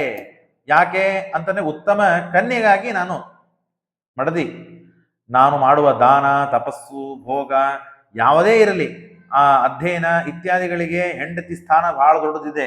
ಮಾಡುವಂತಹ ಸತ್ಕರ್ಮಗಳಿಗೆ ಹೆಂಡತಿ ಅಡ್ಡಾಗಬಾರದು, ಮಾಡ್ಕೊಂಡ್ಮೇಲೆ ಏನ್ ಮಾಡ್ಲಿಕ್ಕೆ ಬರುವುದಿಲ್ಲ. ಹಾಗಾಗಿ ಯಾವುದಕ್ಕೂ ತೊಂದರೆ ಬರದೇ ಇದ್ದಂತೆ ನನಗೆ ಸಹಕಾರವನ್ನು ಕೊಡುವ ಉತ್ತಮ ಸ್ತ್ರೀ ಬೇಕು. ಹಾಗಾಗಿ ನಾನು ತಪಸ್ಸು ಮಾಡಬೇಕು ಅಂತ ಹೇಳಿ ತಪಸ್ಸು ಮಾಡಿದ್ದಾನೆ. ನವೇ ಜಾತು ಮೃಷಾಧ್ಯಕ್ಷ ನವೇ ಜಾತು ಮೃಷ ಇವ ಸ್ಯಾತ್ ಪ್ರಜಾಧ್ಯಕ್ಷ ಮದರ್ಹಣ. ನೀನು ಮಾಡಿದ ತಪಸ್ಸು ಯಾವುದೂ ಕೂಡ ವ್ಯರ್ಥವಾಗೋದಿಲ್ಲ ಅಂತ ಹೇಳಿ ದೇವರು ಬಂದು ಸಾಕ್ಷಾತ್ತಾಗಿ ನಿನ್ಗೆ ನಿನ್ನಲ್ಲಿ ಬಂದು ನಾನೇ ಅವತಾರ ಮಾಡ್ತೇನೆ ಅಂತ ದೇವರು ಬಂದು ವರನೂ ಕೊಟ್ಬಿಟ್ಟ. ನಿನಗೆ ಹೆಂಡತಿ ಉತ್ತಮ ಸ್ತ್ರೀ ಸಿಗ್ತಾಳೆ, ನಿಮ್ಮಲ್ಲಿ ನಾನೇ ಬಂದು ಅವತಾರ ಮಾಡ್ತೇನೆ ಅಂತ ಹೇಳಿದ್ದಾನೆ. ಯದ್ ದರ್ಶನಂ ಜನ್ಮ ವಿರಿಡ್ಯ ಸದ್ಭಿರಾಶಾಸತೆ ಯೋಗಿನೋ ಯೋಗ ರೂಢ ಏ ಮಾಯಯಾತೆ ಹತಹಂ ಸಮೇಧಸ್ತ್ವಂ ಪಾರವಿಂದಂ ಭವಸಿಂಧು ತೋಯಂ. ಪರಮಾತ್ಮ ನಿನ್ನ ದರ್ಶನದಿಂದ ಇಡೀಯಾದಂತಹ ಭವಸಿಂಧು ತೋಯ ಇದು ಹೊರಗೆ ದಾಟಿ ನಾನು ಬರ್ತೇನೆ ಅಂದ ಮೇಲೆ ನನಗೆ ಈಗಂತೂ ಒಳ್ಳೆ ಕನ್ಯೆ ಬೇಕು ಅಂತಂದಾಗ ಸರಿ ಆಗ್ಲಿ ಅಂತ ಹೇಳಿ ತಾನೂ ಕೂಡ ಆ ಸ್ವಯಂಭುವ ಮನು ತನ್ನ ಮಗಳ ಮಾತನ್ನು ಕೇಳಿ ಈ ಕರ್ದಮರನ್ನ ಹುಡುಕ್ತಾ ಆಶ್ರಮಕ್ಕೆ ಬರ್ತಾನೆ. ಬಂದಾಗ ಸ್ವಾಗತ ಮಾಡ್ತಾನೆ. ಋಷಿಯಾದರೂ ಕೂಡ ರಾಜ ಬಂದಿದ್ದಾನೆ ಅಂತ ಸ್ವಾಗತ ಮಾಡಿ ಆಸನ ಮೇಲೆ ಕೂಡಿಸ್ತಾನೆ. ವಾರ್ತಾಲಾಪವಾಗ್ತದೆ. ಹೇಗಿದ್ದೀರಿ, ನಿಮ್ಮಲ್ಲಿ ರಾಜ್ಯ ಸರಿಯಾಗಿ ನಡೀತಾ ಇದೆಯಾ, ಯಾವ ತೊಂದರೆ ಇಲ್ಲ ಅಂತ ಹೇಳಿ ಕರ್ದಮ ಪ್ರಜಾಪತಿಗಳು ತಾವು ಕೇಳ್ತಾರೆ. ಕರ್ದಮ ಪ್ರಜಾಪತಿಗೂ ಕೇಳ್ತಾನೆ, ನೀವು ಇಲ್ಲಿ ಇದ್ದು ತಪಸ್ಸು ಮಾಡ್ಲಿಕ್ಕೆ ಯಾವ ದುಷ್ಟ ಪ್ರಾಣಿಗಳಿಂದ ದುಷ್ಟರಿಂದ ಯಾವ ತೊಂದರೆ ಆಗ್ತಾ ಇಲ್ಲಲ್ಲ ನಿಮಗೆ ಅಂತ ಕೇಳಿದಾಗ, ಏನಿಲ್ಲ, ನೀವು ನೋಡ್ತಾ ಇದ್ದೀರಿ ರಾಜ್ಯವನ್ನ, ಕ್ಷೇಮವಾಗಿ ನಾವು ತಪಸ್ಸನ್ನು ಮಾಡ್ಲಿಕ್ಕೆ ಯಾವ ತೊಂದರೆ ಆಗ್ತಾ ಇಲ್ಲ ನಮಗೆ ಅಂತ ಹೇಳಿದಾಗ, ಸರಿ ಆಗ್ಲಿ, ಏನಿಲ್ಲ, ನಿಮಗೆ ನಮ್ಮ ಇಲ್ಲಿ ಬಂದಿದ್ಯಾಕೆ ಏನು ಅಂತ ಕೊನೆಗೆ ಕೇಳಿದಾಗ, ನನ್ನ ಮಗಳನ್ನ ನಿಮಗೆ ಕೊಟ್ಟು ಮದುವೆ ಮಾಡಬೇಕು ಅಂತ ವಿಚಾರ ಮಾಡಿದ್ದೇವೆ. ನನಗೆ ಯಾಕೆ ಕೊಡಬೇಕು ಅಂದ್ರೆ, ಇಲ್ಲ, ನಾರದರ ಮುಖಾಂತರ ನಿಮ್ಮ ಗುಣಗಳನ್ನ ಕೇಳಿ ಕೇಳಿ ನಿಮ್ಮನ್ನೇ ಮನಸ್ಸಿನಲ್ಲಿ ಇಟ್ಕೊಂಡಿದ್ದಾಳೆ, ಸರಿ ಆಗ್ಲಿ ಅಂತ ಹೇಳಿ ಬಿಂದು ಸರೋವರ ಆಸ್ತೇಸ್ಮ ಬಿಂದು ಸರಸಿ ತಮ್ ಕಾಲಂ ಪ್ರತಿಪಾಲಯತ. ಬಿಂದು ಸರೋವರದ ಹತ್ತಿರದಲ್ಲಿ ಇರ್ತಾರೆ ಅವರ ಆಶ್ರಮಕ್ಕೆ ಬಂದು ಅಲ್ಲಿ ಮಾತಾದಾಗ, ಸರಿ ಆಗ್ಲಿ ಅಂತ ಹೇಳಿ ತದ್ವೈ ಬಿಂದು ಸರ್ವನಾಮ ಸರಸ್ವತ್ಯ ಪರಿಪ್ಲುತಂ, ಉತ್ತಮವಾದಂತಹ ಕ್ಷೇತ್ರ ಆಗಲಿ ಅಂತ ಹೇಳಿ ಉತ್ತಮ ರೀತಿಯಿಂದ ವಿವಾಹವನ್ನ ಆ ರಾಜ ಮಾಡಿಕೊಟ್ಟಿದ್ದಾನೆ. ಬ್ರಹ್ಮದೇವರ ಪುತ್ರ ಅವನು ಮಗಳನ್ನ ದಾನವನ್ನಾಗಿ ಕೊಟ್ಟಿದ್ದಾನೆ. ಯಾರಿಗೆ? ಕರ್ದಮ ಪ್ರಜಾಪತಿಗಳಿಗೆ. ಕರ್ದಮ ಪ್ರಜಾಪತಿಗಳು ಅವ್ರ ಋಷಿಗಳು, ಅವ್ರಿಗೇನು ಸಂಬಂಧ ಇದೆ? ಮದುವೆ ಆಯ್ತು, ಆಗ್ಬೇಕು ಅಂತಿತ್ತು, ಮದುವೆ ಮಾಡಿ. ಯಾಕೆ ಮದುವೆ ಮಾಡ್ಕೊಂಡಿದ್ದು? ನನ್ನ ಆನ್ಹಿಕ, ನನ್ನ ತಪಸ್ಸು, ನಾನು ಮಾಡುವಂತಹ ಕ್ರಿಯೆಗಳಿಗೆ ಯಾವ ತೊಂದರೆ ಆಗ್ಬಾರದು ಅಂತ ಮಾಡ್ಕೊಂಡು ಅವನಿಗೆ ಮದುವೆ ಮಾಡ್ಕೊಂಡಿದ್ದೇ ಲಕ್ಷ್ಯ ಇಲ್ಲ. ಅಷ್ಟು ವಿಧವಾಗಿ ವಿಚಿತ್ರವಾಗಿ ವರ್ಷಗಳ ಗಟ್ಲೆ ತಾವು ತಪಸ್ಸನ್ನು ಮಾಡ್ತಾ ಇದ್ದಾರೆ. ಪ್ರತಿನಿತ್ಯ ಒಂದು ಹೆಣ್ಣು ಬರ್ತಿತ್ತು, ಏನೋ ನಾನು ಮಾಡುವಂತಹ ಕಾರ್ಯಗಳಿಗೆ ಅನುಕೂಲ ಮಾಡಿಕೊಡ್ತಿದ್ಲು ಅಂತ ಇಷ್ಟೇ ಅವರಿಗೆ ಎಚ್ಚರಿದೆ ಹೊರತು ಈಗ ನಾನು ಮಾಡ್ಕೊಂಡಿದ್ದೇನೆ, ನನ್ನ ಹೆಂಡತಿ ಅಂತ ಮರ್ತೇ ಬಿಟ್ರು. ಇಷ್ಟು ವಿಚಿತ್ರವಾಗಿ ತಾವು ತಪಸ್ಸನ್ನು ಮಾಡ್ತಾ ಇದ್ದಾರೆ. ಒಂದು ದಿನ ತವ ಸಂದರ್ಶನಾತ್ ಏವ ಮೇ ಸರ್ವ ಸಂಶಯಾ ಯಸ್ತ್ವಂ ಭಗವಾನ್ ಪ್ರೀತ್ಯ ಧರ್ಮಮಾಹ ನಿರೋಕ್ಷಣೆ ದೃಷ್ಟ್ಯಾ ಮೇ ಭಗವಾನ್ ದೃಷ್ಣೋ. ಆಗ ಒಂದು ದಿವಸ ನೋಡಿದಾಗ ಇವ್ರು ಯಾರು ಹೇಳು ಅಂತ ನೋಡಿದಾಗ, ಸ್ವಾಮಿ, ನಾನಿನ್ನ ಕೈ ಹಿಡಿದ ಹೆಂಡತಿ ನಾನು ಅಂತ ಆ ಹುಡುಗಿ ಹೇಳಿದ್ಲು. ಇವಳು ಎಷ್ಟು ತಪಸ್ಸಿನಲ್ಲಿ ಮಗ್ನಲಾಗಿಬಿಟ್ಟಿದ್ಲು ಅಂತಂದ್ರೆ, ಅವ್ರು ಹೇಗೆ ಪ್ರತಿನಿತ್ಯ 3 ಹೊತ್ತು ಸ್ನಾನ, ದೇವರ ಪೂಜೆ, ತಪಸ್ಸು, ಅವ್ರು ತಪಸ್ಸಿಗೆ ಕೂತ್ರೆ ಯಾವಾಗ ಎಚ್ಚರ ಆಗ್ತಿತ್ತು ಅವಾಗ ಸ್ನಾನ ಮಾಡ್ತಿದ್ರು. ಈ ಹೊತ್ತುಗತ್ತು ಇವರಿಗೆಲ್ಲ ಇರ್ತಿದ್ದಿಲ್ಲ, ಮಗ್ನರಾಗಿ ಬಿಡ್ತಿದ್ರು. ಹಾಗೆ ತಾನೂ ಕೂಡ ಅವರು ದಾಂಪತ್ಯ ಜೀವನ, ನಮ್ಮ ಪತಿ ಹೇಗಿದ್ದಾನೋ ಹಾಗೆ ನಾನು ತಪಸ್ಸು ಮಾಡಬೇಕು ಅಂತ ತಾನೂ ಕೂಡ ಅಲ್ಲಿ ರಾಜ್ಯದಲ್ಲಿ ಇರೋಳು. ಭಾರಿ ಭೋಗ, ವೈಭವ, ಐಶ್ವರ್ಯ, ಭಾರಿ ವೈಭವ ಇತ್ತು. ಇಲ್ಲಿ ನೋಡಿದ್ರೆ ಯಾವ ಹಾಸಿಗೆ ಇಲ್ಲ, ತಿನ್ಲಿಕ್ಕೆ ಪದಾರ್ಥ ಇಲ್ಲ, ಹಣ್ಣು ಗೆಣಸು ಗೆಡ್ಡೆಗಳನ್ನು ತಿಂದು ತಾವು ಬದುಕಬೇಕು, ಹಾಗೆ ಇದ್ಲು ಪಾಪ. ಆಗ ನೋಡಿದ ತಕ್ಷಣ ಸಂತೋಷವಾಯಿತು. ನೀನ್ ಯಾರು ಅಂತ ಕೇಳಿದಾಗ ಈ ಮಾತು ಉತ್ತರ ಕೊಟ್ಟಾಗ, ಬಾಡಂ ಉದ್ಭೋಹ ಕಾಮೋಹಂ ಅಪ್ರಮತ್ತಾಚ ತವಾತ್ಮಜ. ಆಗ ನಾನು ಅಗ್ನಿಸಾಕ್ಷಿಯಾಗಿ ಕೈಯನ್ನ ಹಿಡಿದವಳು, ಹಾಗಾಗಿ ಯಾರು ಅಂತ ಕೇಳಬೇಡ ಸ್ವಾಮಿ ಅಂತಂದಾಗ, ಹೌದಲ್ಲ ಅಂತ ಹೇಳಿ ನೆನಪಾಯ್ತು. ನೆನಪಾದಾಗ 100 ವರ್ಷ ಕಳೆದು ಹೋಗಿತ್ತು. ಆಗ ವಿಚಾರ ಮಾಡಿದ್ರು, ಇನ್ನು ಮೇಲೆ ನಿನಗೂ ವೈವಾಹಿಕ ಸುಖವನ್ನ ನಾನು ಕೊಡಬೇಕು ಅಂತ ಹೇಳಿ ಒಂದು ಕಾಮಗಾಮಿಯಾದಂತಹ ವಿಮಾನವನ್ನ ನಿರ್ಮಾಣ ಮಾಡ್ತಾರೆ. ಕಾಮಗಾಮಿ ಅಂತನೋ ಹೆಸರು ಯಾಕೆ ಬಂತು ಅಂತಂದ್ರೆ, ದೊಡ್ಡದಾದ ಮನೆ, ಜಗತ್ತಿನಲ್ಲಿ ಇದ್ದಂತಹ ಎಲ್ಲಾ ಭೋಗ ವೈಭವ ಐಶ್ವರ್ಯ ಎಲ್ಲ ಅದರಲ್ಲಿತ್ತು. ಮನೆ ಇತ್ತು, ಸರೋವರ ಇತ್ತು, ಉದ್ಯಾನವನ ಇತ್ತು, ಭಾರಿ ಗಿಡಗಳು ಇದ್ವು, ಭಾರಿ ಸ್ತ್ರೀಯರಿದ್ದು, ದಾಸಿಯರು, ಏನೇನು ಭೋಗಗಳು ಬೇಕೋ ಎಲ್ಲ ವೈಭವ ಇತ್ತು. ಮನಸ್ಸು ಎಲ್ಲಿ ಇಚ್ಛಾ ಮಾಡುತ್ತದೋ ಅಲ್ಲಿ ಹಾರ ಹೋಗ್ಬೇಕು. ಮನೆ ಸಮೇತವಾಗಿಯೇನೆ ವಿಮಾನ. ಇಲ್ಲಿಂದ ಧಾರವಾಡಕ್ಕೆ ಹೋಗ್ಬೇಕು, ಬೆಂಗಳೂರಿಗೆ ಹೋಗ್ಬೇಕು ಅಂದ್ರೆ ಹಾರಿ ಹೋಗ್ತಿತ್ತು. ಅವರು ಅದರೊಳಗೆ ಅಲ್ಲಿ ಬರೆಯೋರು, ಏನು ತೊಂದರೆ ಆಗ್ತಾ ಇದ್ದಿಲ್ಲ. ಅಂತ ವಿಚಿತ್ರವಾದಂತಹ ಯೋಗದ ಸಾಮರ್ಥ್ಯದಿಂದ ಇದೆಲ್ಲ ಸಾಮಾನ್ಯವಾಗಿ ನಮಗೆ ಅರ್ಥ ಆಗುವುದಿಲ್ಲ, ಮನಸ್ಸಿಗೂ ಬರುವುದಿಲ್ಲ. ಯಾಕೆ ಅಂದ್ರೆ ಅದೊಂದು ತಪಸ್ಸು, ಯೋಗ. ಆ ಯೋಗ ಸಾಮರ್ಥ್ಯ ತಪಸ್ಸಿನಿಂದ ಅದನ್ನೆಲ್ಲವನ್ನ ಸಾಧಿಸ್ಲಿಕ್ಕೆ ಸಾಧ್ಯ. ಅದನ್ನ ಮಾಡಿದ್ದಾಳೆ. ಮಾಡಿ ತಾವು ಆರಾಮಾಗಿ ಕೂತು ಮತ್ತು ವಿಹಾರ ಮಾಡಬೇಕು ಅಂತ ವಿಚಾರ ಮಾಡಿದರೆ ತಮ್ಮನ್ನ ತಾವು ನೋಡ್ಕೊಂಡಿದ್ರು.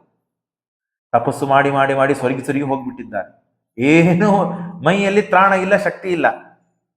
ಇಷ್ಟ ಆದಾಗ ಅಲ್ಲೇ ಒಂದು ಸರೋವರ, ನದಿ ಹರಿತಾ ಇದೆ.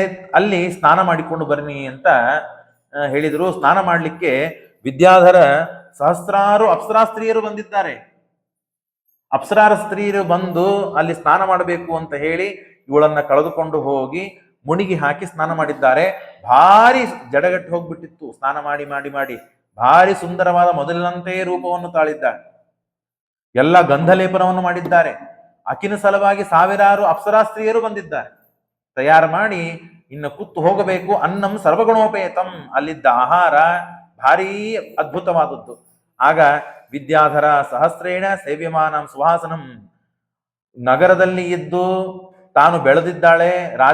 ರಾಜನ ಅಂತಃಪುರದಲ್ಲಿ ಎಷ್ಟು ಸೇವಕರು ದಾಸದಾಸಿಯರಿದ್ರೋ ಅದಕ್ಕಿಂತ ಹೆಚ್ಚು ದಾಸದಾಸಿಯರು ಬಂದು ಅಲ್ಲಿ ಅವರಿಗೆ ಸೇವೆ ಮಾಡ್ತಾ ಇದ್ದಾರೆ.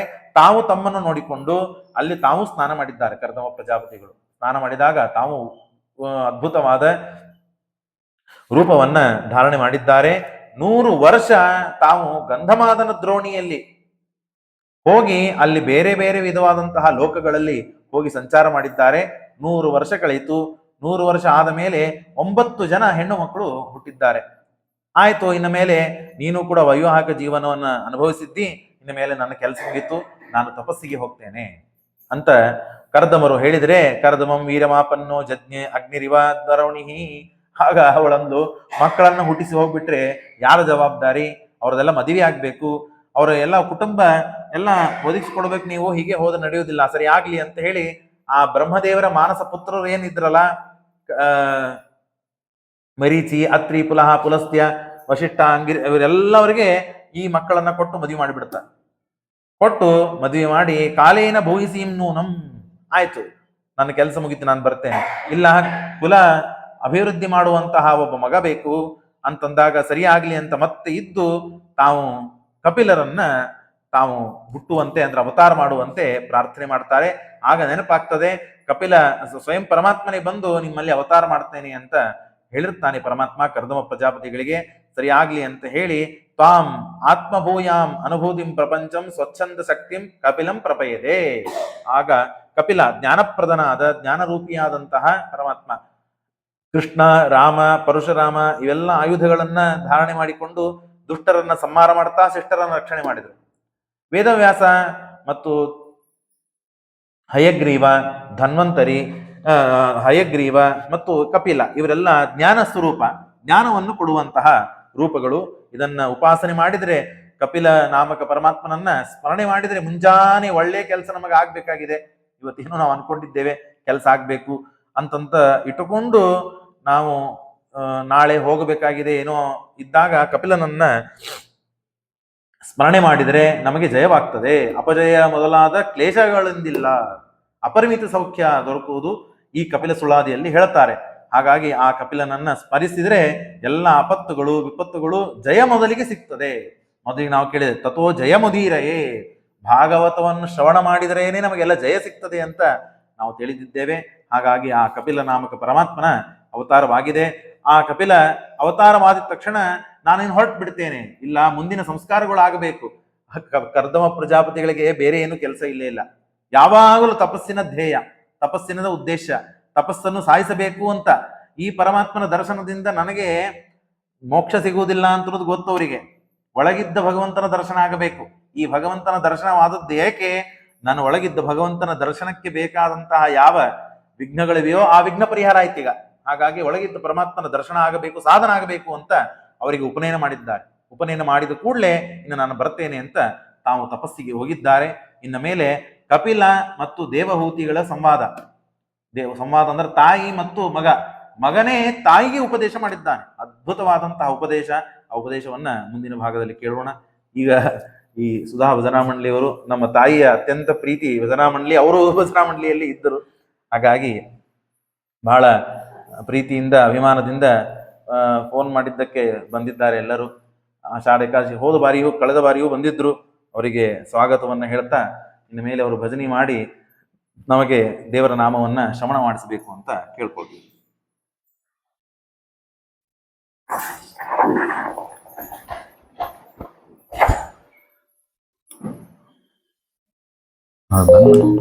ಉದ್ದಾರ ಬನ್ನ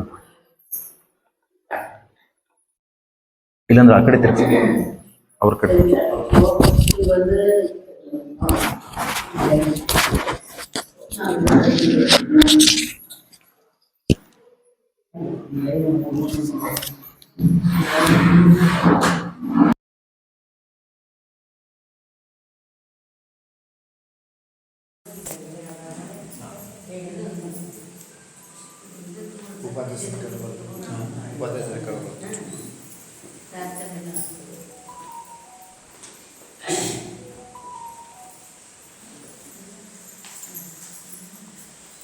ಹರೇ ಶ್ರೀನಿವಾಸ.